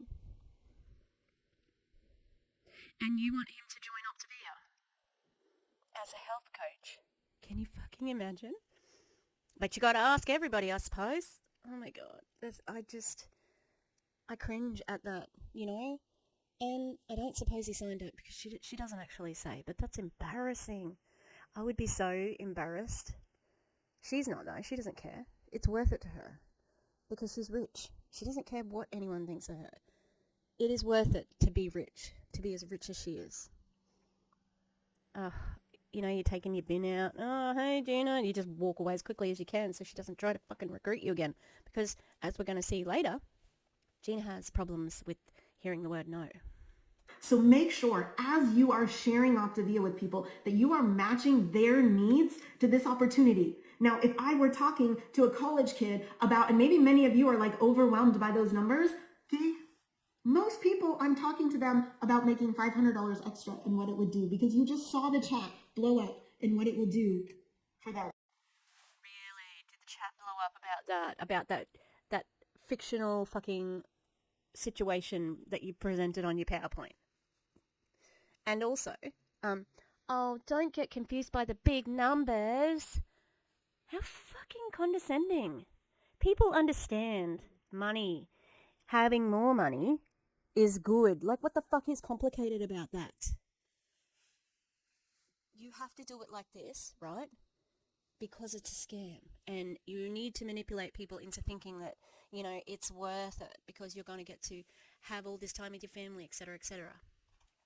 Oh, she's gross. Majority of people, $500 will change their life. No. So the purpose of an approach is to determine if someone's window is open to explore. It is not to verbally vomit everything about optavia and all the benefits and all the things, because that, my friends, is not matching the need to the opportunity. If you tell them everything, it's like telling a client about every single fueling, the ingredients, how many carbs, how many proteins, all the things on a health assessment. They won't remember anything you said, and if they ever become a client, it will be a sheer act of miracle and they just hit rock bottom. Okay? So Oh my god, I missed that last time. I can't. Some of the things that come out of her mouth, I just can't believe it. A human thinks like this. They're gonna join because they hit rock bottom? Can you fucking hear yourself? That is so disgusting. How dare you take advantage of somebody like that? How fucking dare you? She's a bad person. we're just seeing, are they open to explore? If the window is closed, don't try to force it open. Some people are just not ready. They're just not ready. So here's just some ways that you can do it. I'm going to actually give you, I'm going to walk through in just a minute here some exact verbiage that I use and what scenario I use them in. But this is just something you can say to your clients. I feel like I would be doing a disservice to you if I didn't at least share with you that I know you would make an incredible health coach. Plus, so many people are looking for answers and we have them. No, you This don't. creates a sense of urgency. What about, would you be open to exploring what it may look like and how paying it forward could benefit you and those around you? Okay, helping others. Most people want to help others. So it's time to start layering. By the way, this doesn't happen after building relationship for years and years and years, although it could. It doesn't mean that they've been on plan and they're out there going, wait, although it could. It starts with planting the seeds early and often, and then dripping coaching throughout their journey. So Please don't drip anything on me. Please and thank you. where do I plant the seeds and what does that sound like? First of all, on a health assessment, plant the seeds. I say this on all of my health assessments. You'll love the results you're getting and you're going to inspire lots of friends and your family. So be ready for it. People are going to want to know what you're doing. Okay? When I'm doing my journey kickoff call, I have to warn you, our program has 2 side effects. You'll start melting, 1, you're going to start melting away, and 2, people will start asking questions. Now, we can chat later about what that looks like for helping your friends, but I want you to be prepared. It's coming. Another way, on days 1 through 4, when I'm chatting with them on the phone, hey, people will be wondering where you got all this energy, and they'll want it too. So we can chat about what to say or not to say. Now, Why are you structuring that part of the conversation? We can chat about what to say to people? How are you going to answer that question? Why are you controlling somebody like this? I know why. It's to recruit them and indoctrinate them into your fucking downline, to be in your downline. But how calculating is this? This is so precise. You know, like Gina constantly tells on herself, like I said, because she doesn't think there's anything wrong with this. She doesn't think this is weird. This is weird. Why the hell do you know this sort of like thing? Because that's how you structure your, like, everything. Everybody is on this fucking timeline, right? Where are they at? Okay, have they left? I'm going to reach out. And, you know, like, it's concerning that she knows this pattern so well, you know? God, get away from it, everybody. I'm going to leave these up for a second so you can screenshot these. But I also want to say this to you. If someone on a health assessment says, oh my gosh, I have so many friends and family that want to do this, I am not waiting years to bring it back up. I'm saying, well, you do know that you can start coaching and helping your friends and family right away, right? Or if I'm on the journey kickoff call and they're like, you know what? I've already told a bunch of people I'm going to be doing this program and I'm super excited and they can't wait to see what I'm doing. Oh my gosh, you already sound like a coach. You know, you only have to be one feeling ahead of people in order to lead them. So super excited. You only have to be one feeling ahead of people to lead them. So being a health coach means nothing. There is no skill to it. These people are the blind leading the blind, and hang on, is that ableist? That might be ableist. And you have to these people's, it just, they don't make any sense, you know? It doesn't make sense to be a health coach, nominate yourself to be one while you're in a weight loss journey, like of sorts, and then you are going to coach someone else while you're like. And they can't wait to see what I'm doing. Oh my gosh, you already sound like a coach. You know, you only have to be one feeling ahead of people in order to lead them. So why don't we just go ahead and get you going now? If they say no, thank you, I'm like, great, they're just not ready yet. Leave people alone. Yet, then don't bother them. They said no, respect that, please.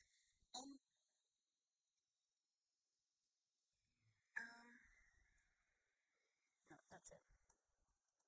On day 1 through 4, how many of you know once a client gets into fat burn, it is on like Donkey Kong. Their mouth is running. They are so excited. Okay? I remember what I was going to say. Maybe this worked once upon a time, but I don't think it works anymore. And even the fat burn thing. I mean, I suppose, but maybe, like, not on its own. I think it takes all this love bombing and this harassment from the upline or from the coach to join, you know, like, and then you start feeling, oh, well, there's something to this. No, there's not. You're just really hungry, and people are manipulating you while you've hit rock bottom, as Gina said. She loves it. She loves it. Because that somebody who's hit rock bottom is not protecting themselves, is not protecting their soul, their mind, body, and soul. And that's where Gina thrives, because she takes it over. Now, I'm not desperate for someone to become a coach, so I don't have to go for the jugular, but I'm also not leaving things up to chance. This is all part of a conversation. So at the end of week 1, you know, hey Dan, you've already lost 3 pounds. Seriously, you're doing so good. And I have no doubt at all that so many people are going to want to know what you're doing. And they're going to want your help to do this program. I'm so excited for you. Okay, do you see? This is not asking. This is dripping. You are so encouraging in our client support page. You would make a great coach because you're already doing what we do. How about on your weekly client support call? I ask every single week, who's noticing your journey? Who's noticing? Just a reminder, you're going to continue to melt away, and as you do, you will be inspiring others to do it too. I can't wait to see how many people you help inspire. All right, listen to this. These are just additional words you can use when you are talking to your clients weekly. Most people pay it forward and coach at some point. It's such a manipulation. Yeah, most people become coaches because they have someone like Gina harassing them constantly and lying to them about how good they are. Love bombing them. God. You're going to be an awesome coach when you're ready. Wow, you already sound like a health coach. You've said that 10 Since times. most people pay the gift of health forward, do you think you want to explore it? Explore that now, or wait a few weeks until you're in fat burn? Are you inviting? The 2 choices then were, do you want to be a coach now or later? I don't want to be a coach. Like, fuck off. Okay, so what is the fertilizer? So we've planted our seeds. We started watering our seeds. It's poop, isn't it? It's your shit. I'm going with the metaphor now. I didn't like the metaphor when I watched it the first time around, but now I've got another. I'm going to be adding to the metaphor.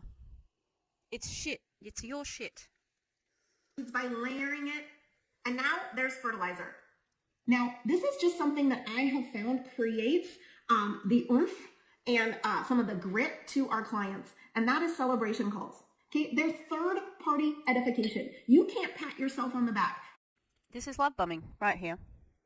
The fertilizer is love bombing, aka shit coming out of your mouth. You in the chat, I'm going to pull this back up, would say to me, Gina, oh my gosh, I get on a celebration call and my mentor coach says, you know, exactly what I just told the client 2 days before, and they say the exact same thing, and it's like the heavens themselves opened up, and all of a sudden, the truth fell down upon their head, and they're listening. Okay? So, Yeah, because they're being love bombed. That's it. That is it. Sometimes we need someone to knock the sense into these clients, that third party edification. But it also shows additional community. It also shows that they can see other people. I know this might surprise you, but they might not be able to see themselves in you. And so when you incorporate your mentorship team. Does that surprise Gina? That she can't see? Everybody wants to be like Gina. Of course, of course. What a surprise when they don't. They all of a sudden go, wait a second. I can identify with that person. I can see how that goes. And as a mentor, we're really great at connecting and listening and hearing those needs that we talked about at the beginning of this call. But here's the magic sauce. It creates a sticky client. And remember, I mentioned if someone melts away, people's mouths are going to drop. And when people's mouths are going to drop, they're going to have two options. Either become a coach or refer a lot of people to you. I can't see how either one of them is a bad deal for you. So this is the secret sauce. My clients, typically, I ask them to share it on their Facebook page. They don't till they go through a celebration call. Drives me crazy. Okay? Some do, but most don't. Most need to hear it from a third party. And it gives your mentor an opportunity to share a bit of their story so that your client can identify it. It also gives us a great opportunity to bring up coaching additionally. Now, let me ask you this. If I haven't layered all along the way, if I haven't planted the seeds and watered the seeds, is it going to be weird when someone all of a sudden is like, I think you ought to be a coach. I think you can relate to this. I think we could, yes, it would be weird. So don't make it the first time. Make sure that you are the one inviting them first and they're coming along and saying, hey, I'm part of the party too. I can't wait to see you at the party. Can I tell you how many times I hear of coaches that are like, well, I told them they'd be a coach. I told them they'd be a good coach. I told them they'd be a good coach. I told them they'd be a good coach. Yeah, but did you ask them if they wanted to be one? Did you ask them if they wanted to explore it? Did you Is that not implied? It's implied, right? Like, come on. And also, Gina, you're talking about people. They're not fucking seeds, okay? In? Because otherwise they're looking at the outside of the party and going, I want that, but they're not feeling, they don't know how they get to be a part of it. So I want to talk to you just a tiny bit about sun versus shade, okay?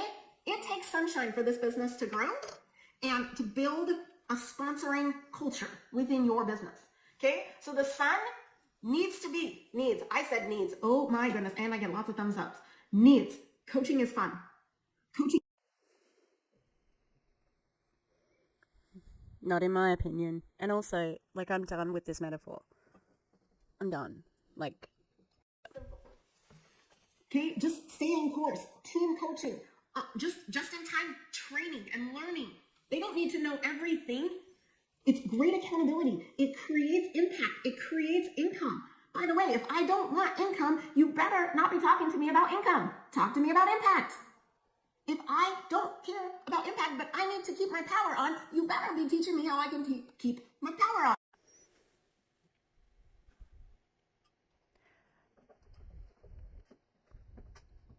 how are you going to keep the power on with these statistics, Gina? How? What a pile of shit. And don't tell me that somebody with money is... What impact? What are you talking about? What impact? Toxic diet culture, eating disorders, fat phobia. It's usually transphobia in there for some reason. They're all very, But yeah, like... What a pile of shit. I suppose it is fertilizer then. Yeah. Okay? But then there's shade. And shade actually can kill a plant.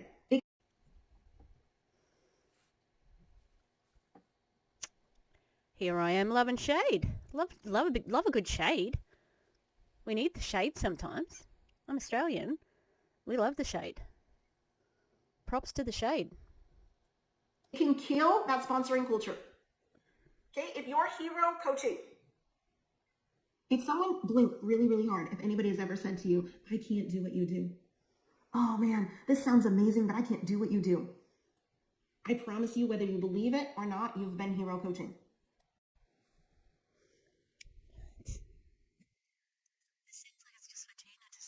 people have said she's amazing. You know, like, I can't do what you did, Gina. You're so amazing. This has to be simple. It has to be fun. They can't think I'm so busy and that you're so busy and you're so stressed. Why would anybody want to be busy and stressed? They already are in life. They need to understand you're never going to know enough. That's the fun part of life. But this is not rocket science. No one's going to die. I'm not doing plastics and I'm not doing surgery on someone's brain. Thank God. And you have a mentorship team that's going to come Seems like alongside of you, and they likely have learned those things that these other people are asking. She seems to me like the type who would be like, I'll give it a go. I'll give it a go. I'm pretty good at everything. I try. And like one of these people who'd be like, I can beat you at that. Oh, at a professional sport or something, would be like, how hard can it be? You know? If you are focused on the food, or if cost is an obstacle, it's going to be tough. So what are the soft skills? I told you I was going to give you a lot of transactional stuff today. In other words, what are the ways we harvest?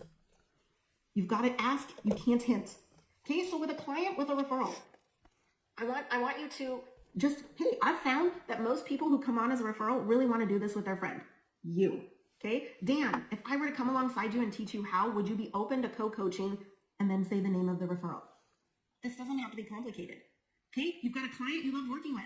You are so much fun to work with. And I know you'll be melting away and people will want to work with you. Dan, would you consider exploring coaching and seeing if it's a good fit? It may be for you and it may not be. But Yeah, we just have to say it may not be, like, because it's to seem like that's an option.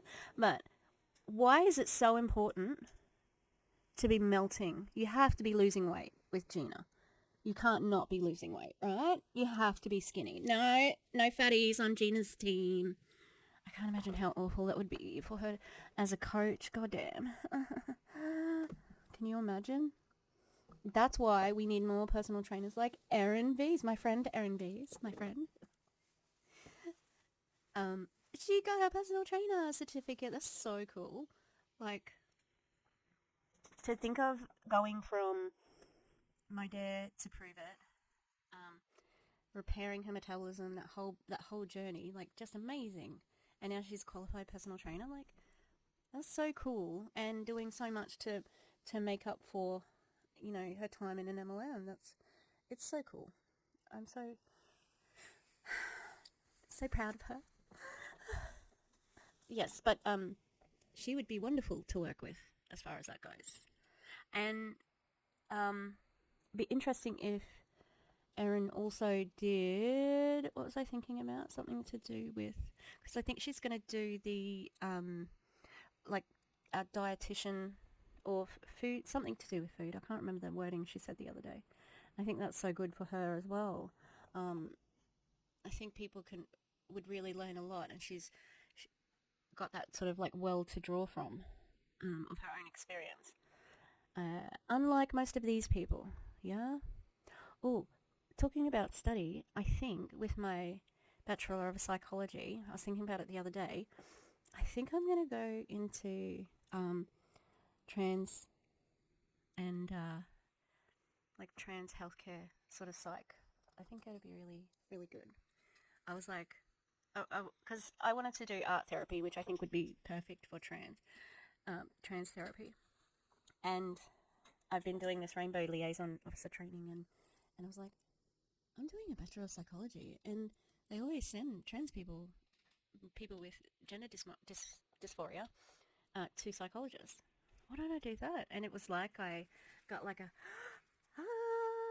and then I told Gus and Val, and they were like, oh my god, that's so cool. And I'm like, yeah, so I think that's what I'm going to specialize in. I'm so excited about that. That's going to get me psyched. All right, let's keep watching. owe it to yourself to look into it. What about this one? What if you have a client that's needing income? Maybe they're getting ready to push their order out again or now. Okay, did you know if you help 5 people each month get healthy, you can offset the cost of your program? If I were to teach you how, would this be something you'd be willing to explore? Oh, really? So are you telling me that being on the program is expensive? Because that's what that is admitting to me. What about a returning client? I know I kind of covered this. What will be different this time? I know for most of our returning clients, the difference maker is becoming a coach and living this out loud. Supporting just a few people you care about helps you become more accountable. How about this one? A struggling client. Helping others helped me to stay accountable in my own health. I don't know if extra accountability would help you stay on track, but I think now is the time to look into it.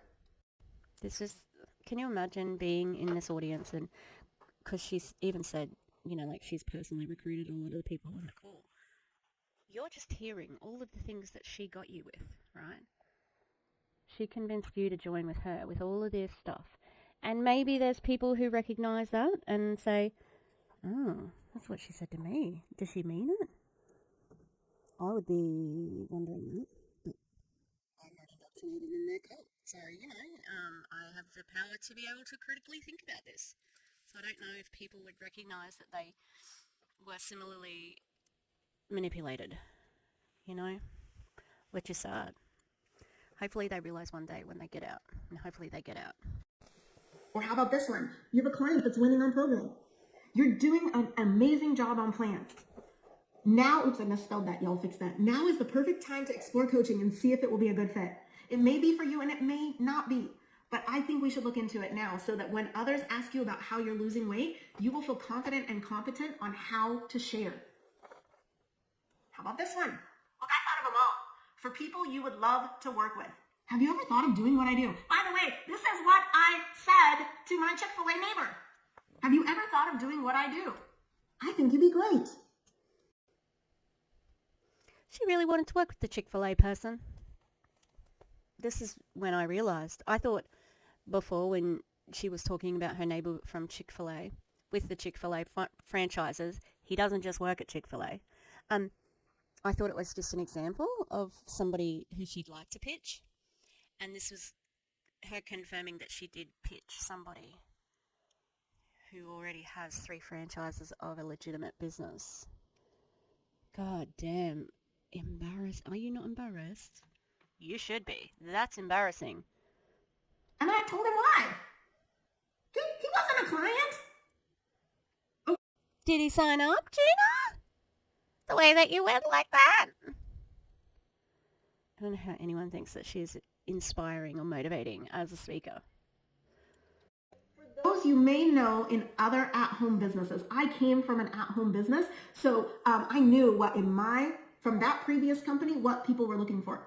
So I just say, I don't know if you've ever thought of doing what I do, but business is blowing up for me right now. So much so that I can't handle all the people reaching out. If I were to show you how to create $500 to $1,000 per month in income, would that be something you'd want to explore? I am asking. So I asked. She's actually used that one before, that she says that she can't manage. I've heard that before from her in a training. Is it still working, Gina? Because I don't think it is. Yeah? And then when she brought on these people, I thought this was the Chick-fil-A dude, but it's not.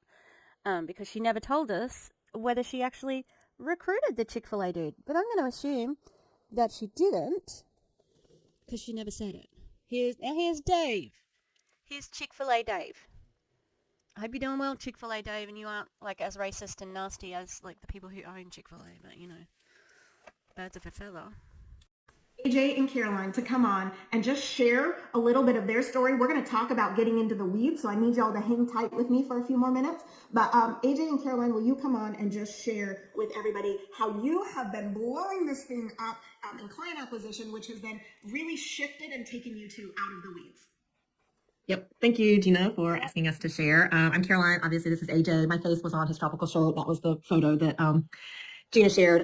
We wanted to... Oh, we have a laugh, don't we? We have a laugh. Yeah, you don't have to be mad to work here, but it helps. I stole that from, if anyone knows Rolly, he does tattoo and piercing fails. I love him. But, we have a laugh. We do have a laugh. I'm going to yell out to Murphy, so I'm going to turn the mic off. Come and just talk with you guys a little bit about our own coaching journey and sort of some of the ups and downs that we've experienced in planning our own little legacy garden. I began coaching about 3 years ago, not quite 3 years ago. AJ was one of my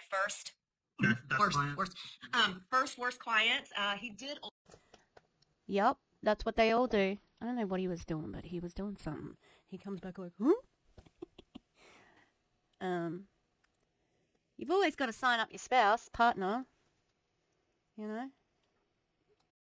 come and join me in coaching. And so we've been doing this together for almost 2 years. And I'll be honest with y'all, in the beginning, it was kind of like, I'm going to say it, it was relatively easy for client acquisition and for coach sponsorship. We would get on health assessments and say, hey, do you want to do a program? People said yes. Hey, do you want to talk about coaching and coach alongside us? People said yes. So we sort of found ourselves a little bit early on with this little team that kind of happened despite, I mean, we were working, but it happened despite us. Yeah, there was a month when the Coach Accelerator bonuses first came out that we actually brought on 8 frontline coaches. Wow. So again, just like that person from before who recruited 4 people in the past 2 weeks, it was nothing special. You don't even know how you did it. So again, it's pure luck. It's asking everybody and the pure odds of asking people. So there's no skill to it.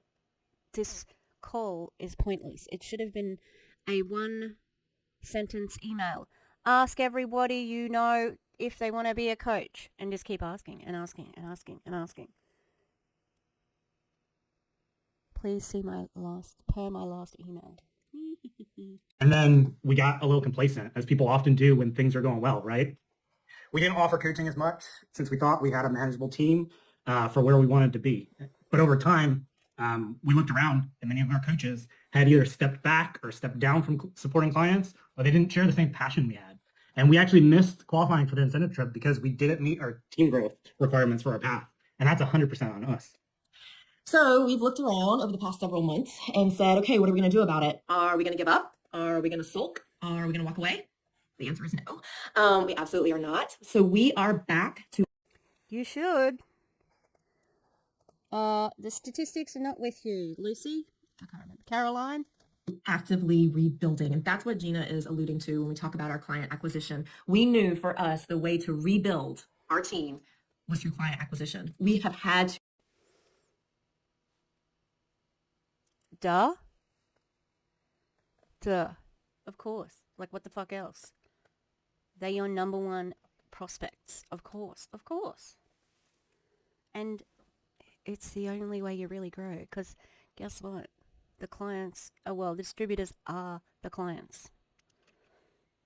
Rebuild that funnel so that we know we have honestly the pool of clients to then offer coaching to. So for the past several months, we have been laser focused on client acquisition.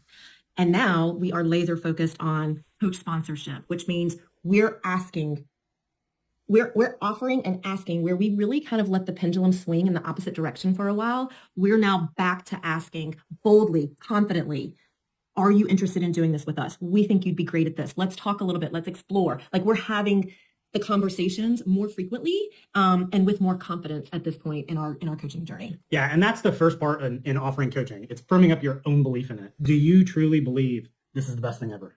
And you have to be honest and ask yourself that question to find out where your barriers are that are causing you not to share. If you don't believe in the offer, then people will see right through it, right? I believe 100% this is the best thing ever. And I've seen the benefits of coaching in so many ways that I share it with our clients every chance I get. And it's that confidence that helps spread the belief to others. People flock to that energy. Yeah. So what do we do to get ourselves out of the weeds? Because we found ourselves in those weeds. We do the work, y'all. We join our power hours daily. We start to plant those seeds with our clients. We do that through solid client support. We do that through offering, again, re-offering the opportunity to join us in coaching. We start that planning. We start that dripping, just like Gina just mentioned. And I think it's important to know we wouldn't be where we are today had we not said yes to this. And we want to make sure that we're offering that same opportunity to out. I'm trying to work out whether they're successful or not just based on how she said that. But also, these are humans. They're not seeds. Stop dripping on them. Leave them the fuck alone. And how much of that work she just said that you've got to do for client acquisition, how much of it is paid? None of it. It's all fucking unpaid work. The amount of work that these people expect you to do without being paid is phenomenal. It is beyond a joke. And it's not right. But that's why MLMs make so much money.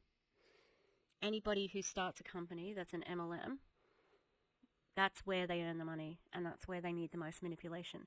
Because can you imagine asking somebody just in a normal job, hey, can you answer all these emails? Also, you need to get on this Zoom call and work so I can watch you work.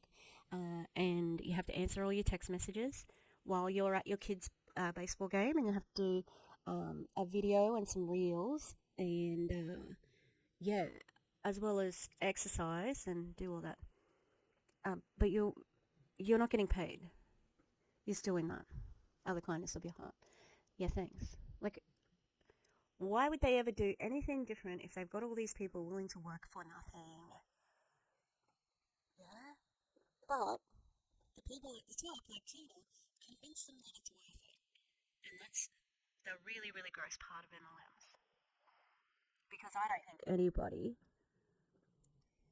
like, legitimately says, oh, I don't want any money for the work that I'm doing. Of course they want it. But they're convinced that they can get it later. And it's just not true. For 99% of people. Clients. I'll tell you all really quickly. I had a longer journey. I lost 80 pounds in 8.5 months. I said no to coaching for 5 months straight. Good. My coach saw my potential. She saw what it could do for me, what it could do for my family, what it could do for my health. To Gina's point, What it could do to her bank account. $500 a month for me at the time when I said yes to coaching wasn't going to change my life. It wasn't going to change my life. The time freedom that this opportunity has given me has absolutely changed my life. Work as a nurse practitioner in a hospital, holidays, weekends. Somebody else makes my schedule. I don't make my schedule. I miss big events because I'm at work. I don't have to do that anymore. I want that. Did you just say before that you have to get on Zoom calls? You got to do the work and do the follow-up and the Zoom calls and stuff like that? Yeah. Have you ever been on an optavia trip while you've had something else on? What'd you choose? For other people. So just like my coach figured out what she said it, marry the need to the offer. She figured out it wasn't income for me. It has become income for me. That's now one of our passions. Yeah, great. It wasn't income for you, so you didn't need the money. So you could have just lost weight and not become a member of this fucking weight loss cult. It's an interesting choice to make. But it's interesting just to say that you didn't need money. We didn't know. I was already topped out at what I could make in the hospital. So we didn't know that there was another path. So when I tell you, don't give up on offering this opportunity, you never know when that person is going to ultimately say yes, and then maybe bring their partner on or their group of clients that they see this opportunity.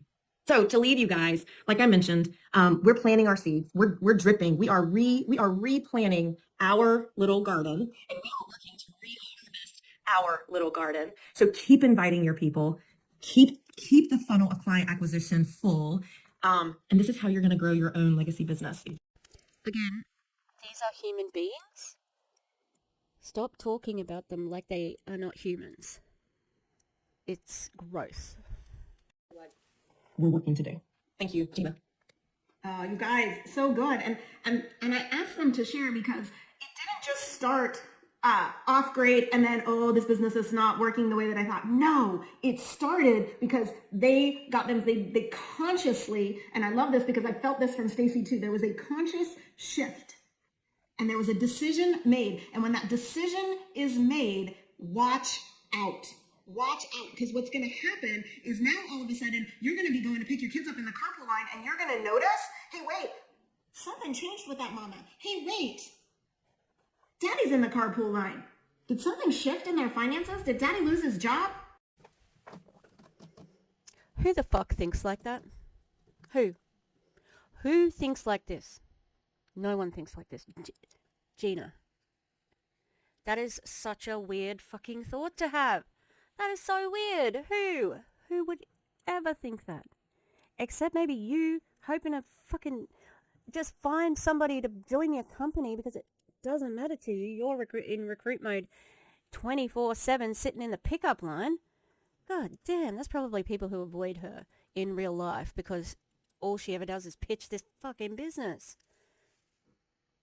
Please don't call someone else's husband or father daddy. Did something change? Does that daddy lose weight? Ew. Stop commenting on people's bodies. It's so gross. And to say, did something shift in their finances? What the fuck? It's none of your business. Go away. Leave people alone. Like, you're going to be open to more. You're going to see more. So I want to point out some of the weeds. And I do love AJ's shirt. He knows that. I made him take lots of pictures with me in his shirt. But here's just some of the weeds I want you to avoid. Okay, here's some weeds that can hold you back from sharing this gift. The fear of being salesy or what people think. You could be paralyzed by the no. Can I just tell you, some will, some won't, so what? Someone is waiting for you to ask. No, they're not. How about trying to get them versus sharing hope? How about, this one? I hope you go the fuck away. That's what I hope. God damn. They all say that. Somewhat. Ooh. This one right here takes so many people off their game. Comparing yourself to others. How about negativity and doubt? Lack of activity. See, Caroline and AJ, they just started filling that top of the funnel with new clients. And I'm telling y'all, they have taught. They have been month over month over month, just so focused on a new crop. How many of you maybe need to rework the soil and put in new seeds, a new crop? Can you guys say new crop in the chat? No, we can't. Because you're talking about people, you're talking about human beings. The metaphor is dead. Like, fuck. These are real people, real people's lives. It's not just your seed to give money. It's not a money tree seed, Gina. New crop. It's a fresh beginning. New crop. That takes activity. That takes showing up for power hours. That takes being plugged into trainings, being teachable. That takes taking your mentorship's calls. And to Dan's point, it has to kick analysis paralysis out the door. If you have to watch this video 7 more times in order to capture all those things, we did not do our job right. I would rather you just say, hey, dude, why don't you do this thing with me? Hey, dude, why don't you do this thing with me? You gotta be joking. Why would anyone need to watch this again? Let alone 7 times to do what? What? Maybe this used to work really well, Gina. But I don't think it is anymore. And I don't think you've got anything else, because I've heard her say some of these things before. But, come on, dude. Why don't you do this thing with me? Get the fuck away from me. That's what I would be saying. Is that what you said to the Chick-fil-A dude? Who's going to be avoiding you forever in the street? They're going to be looking out there. Okay, Gina's watering the garden. I can't leave yet. Or they're always on the phone when they leave the house, so that, yeah, hey Gina, yeah, can't talk, busy, bye. You know, just to avoid her. God damn. With you. I want to do life with you. You can say all the right things, and if the person isn't ready, they just aren't ready. And you can say all the wrong things, and if they're ready, you just messed it up, and they're still going to start coaching with you. So we've got to kick that out. What the fuck? What the actual fuck? She's delulu. I have had nothing but trouble filming this video and my last video. Karina offered to do an egg cleansing. I think I'm going to have to take her up on it, honestly. I'm missing this little piece, and I'm in the middle of dyeing my hair, hence this is a napkin. I'm just trying to have a nice, reveal. Anyway, we got up to this bit. Gina skipped over this, but I wanted to put my 2 cents worth in to say, does Gina have any of these particular things? Let's take a look. Likeable and relatable. Confident, arrogant. More on the arrogant side of confidence. Passionate. This is a bit iffy. I think passionate, she sounds passionate, but it's only about her. Like, she kind of also sounds like she's complaining at the same time, and I don't know if that's passion. It's giving a little bit of desperation, Caring. No. Consistent. I mean, sort of. She's consistently trying to get you to be thinner. She consistently hates fat people. Healthier, definitely not, because the optavia way of life is not healthy. So, and encourages eating disorders. So, all right, let's that's her mouse on the screen there, by the way. We've got a little bit more to go. Some attributes of someone who is good at sponsoring, but also, let me tell you what doesn't work. What doesn't work is overselling it. Oh, I'm sorry, overselling it. So telling people that they could earn 25 grand a month is not overselling it, in Gina's opinion. Right. Doesn't work is talking about yourself too much. What also doesn't work is being too anxious. If you look desperate, they can smell it. She's right, you know. Because I can see straight through this. She's desperate at the moment. Times are tough, Gina, hey? Getting back on calls. How about begging? Come on, please do this with me. What was... Oh, hang on. By the way, that's not fun. That's not simple. Flattery does not work. How do we know this? Because did the Chick-fil-A dude sign up? I'm sure she would have told us if he had. And also, oh, really? You're not going to beg? What about... Hey, dude, let's do this together. I mean, it's not the same verbiage, but it is still pretty desperate. Oh. How about this? How about you're just not asking enough questions? Or you're not talking to enough people? So if the window is open to explore, then I want to invite you guys to ask people to be a part of this. Now, there are lots of ways that you can... Oh, good. I say no. Explore health coaching. As a matter of fact, Becca and Tribe are going to be doing a group. That's a bunch of white people mostly. They're not a tribe. Explore health coaching call this weekend. So if you are feeling like, hey, I need the confidence, I need a place to land people, I need someone to get on this call and learn more about coaching, I cannot think of a better group of coaches to share about what health coaching has done for them. And so invite your people to this call. I also want to tell you, the other option that you have is, let me just stop this for a second, is making sure, like, they have to be invited to show up. They need the Zoom link. They need to know why you would even send them this. Do they need the Zoom link, Gina? Yeah, thanks for that obviousness. Are you kidding? She's not. But again, it's that treating them like they're like toddlers, which is gross. All right, I think I'm caught up now. Bye. My memory got folded. I was like, God damn it, I'm nearly finished this. Puzzle into something and it kind of fits, but it's not a perfect fit, and you're like jamming it in and trying to make it fit, and that's not their piece. And you know what I see coaches do? Most of the time, they're talking the wrong talk. To them, it was important to make money, so they're talking to someone about making money, and that's not the puzzle piece that matters to them. That didn't matter to Caroline. So her coach said, oh, she said no, but she didn't slam the door on me. She just said no, money doesn't matter.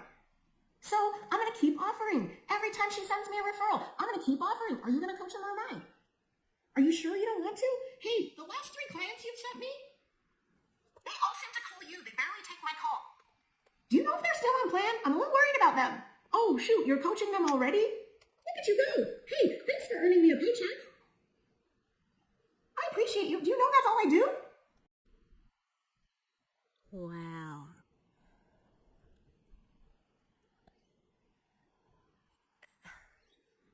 This is almost diabolical, you know? Like, wow. I just can't even... I'm so shocked that it's just one after the other. Again, every time she opens her mouth, she says something worse. Simple. Can you try? That's funny, Caroline. I didn't know that. Okay, that really happened to her. Listen, you just have to listen and keep asking. Find ways. I know that a lot of my personally sponsored coaches are on this call right now, and they will tell you, I would venture to say 95% of them, I ask them to become a coach almost every single week on their client support call. It didn't look like this. You ready to coach? You ready to coach? You ready to coach? You're going to be a coach? Come on, you know you want to coach. Come on. Good. I was not that. That's what it is. I was listening to their needs, and each week I was either dripping or I was asking. Dripping, asking. Manipulating. Dripping, asking. Manipulating. And admitting it to the people on the call. I personally sponsored you, and you were just an easy mark for me. Fuck you. My bank account's full. I was going, man, I didn't get it this time, but I'll figure something out. You know, one of my favorite health coaches, and I have a lot of favorite health coaches that I have sponsored, but one of my favorite health coaches is Michelle Heyman. And Michelle Heyman, I kept offering her money because money was an issue. I kept talking about the money. And you know what Michelle really needed? She needed to know that she could be a part of the community and make money. Tell us again about how you don't target poor people anymore. But I left the community piece out at first. And she's a high eye. And she needed to see that she was going to have lots of friends that she was doing this with, that it was going to be a blast. We were going to get on a plane and fly clear across the country and go hang out at, as I think Megan called Dan's diet convention, and get to know each other and spend time together. She needed to hear that. But the truth was, she didn't even have the $200 to purchase the kit. Just Her blast her. motivation was community, but her need was financing. Just blast her financial, situation, Gina. And as soon as I asked for the last time, I had hit the jackpot. I hit. For the last time?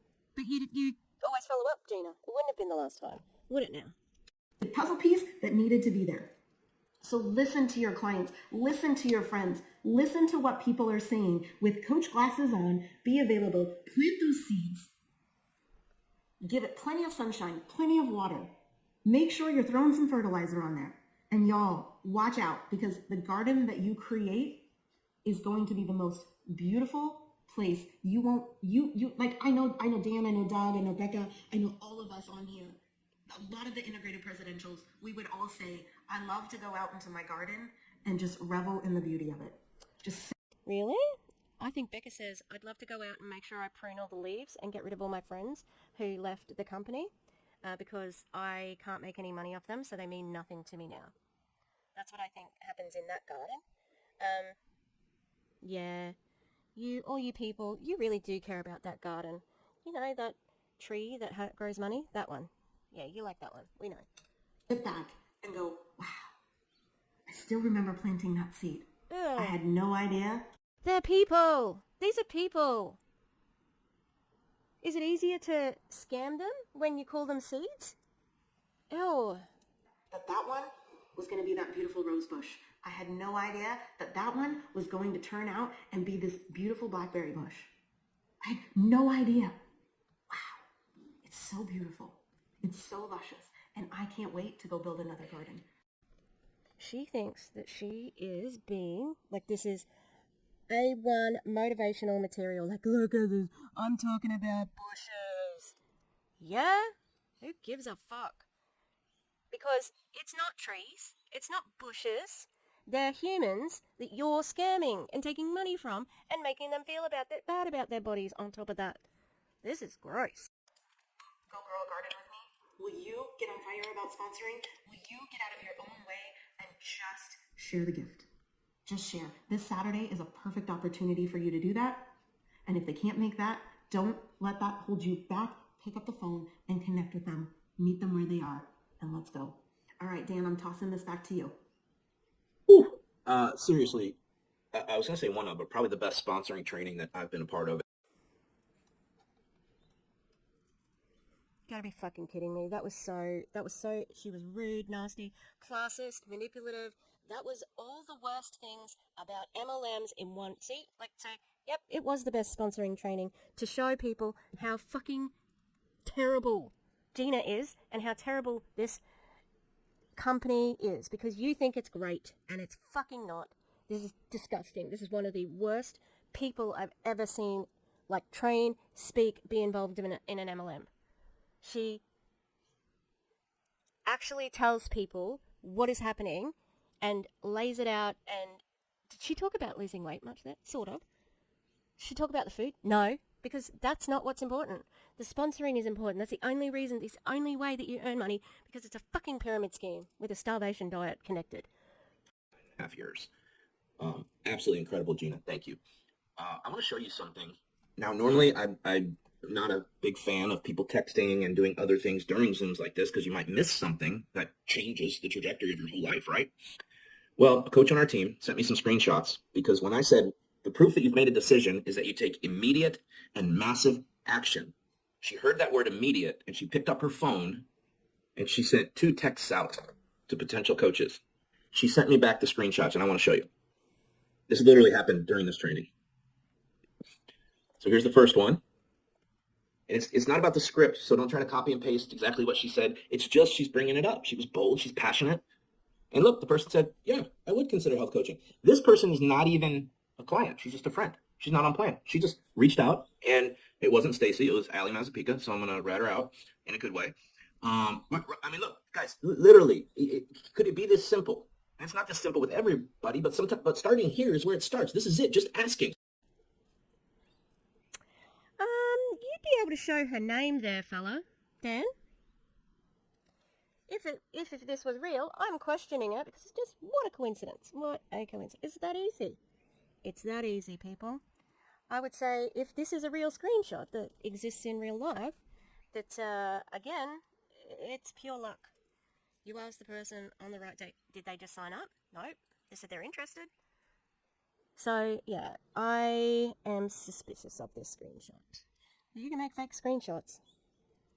And then look at this, another one, and that was at 11:23 a.m. She's in Central, I believe. And then this is a different person. Not too important what she said, but she was kind of explaining how the coaching works and using social media and all that. And the person said, I can't.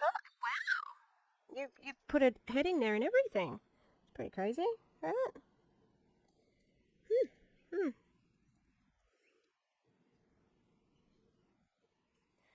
Okay, well, so I have a way to help that. We have daily actions that are simple using social media and just celebrating people on our team. People then ask what it is, and the best process is to set them up on a messenger thread with me first and see and you can see how I share it, what I send, and how people jump on and not think it is weird.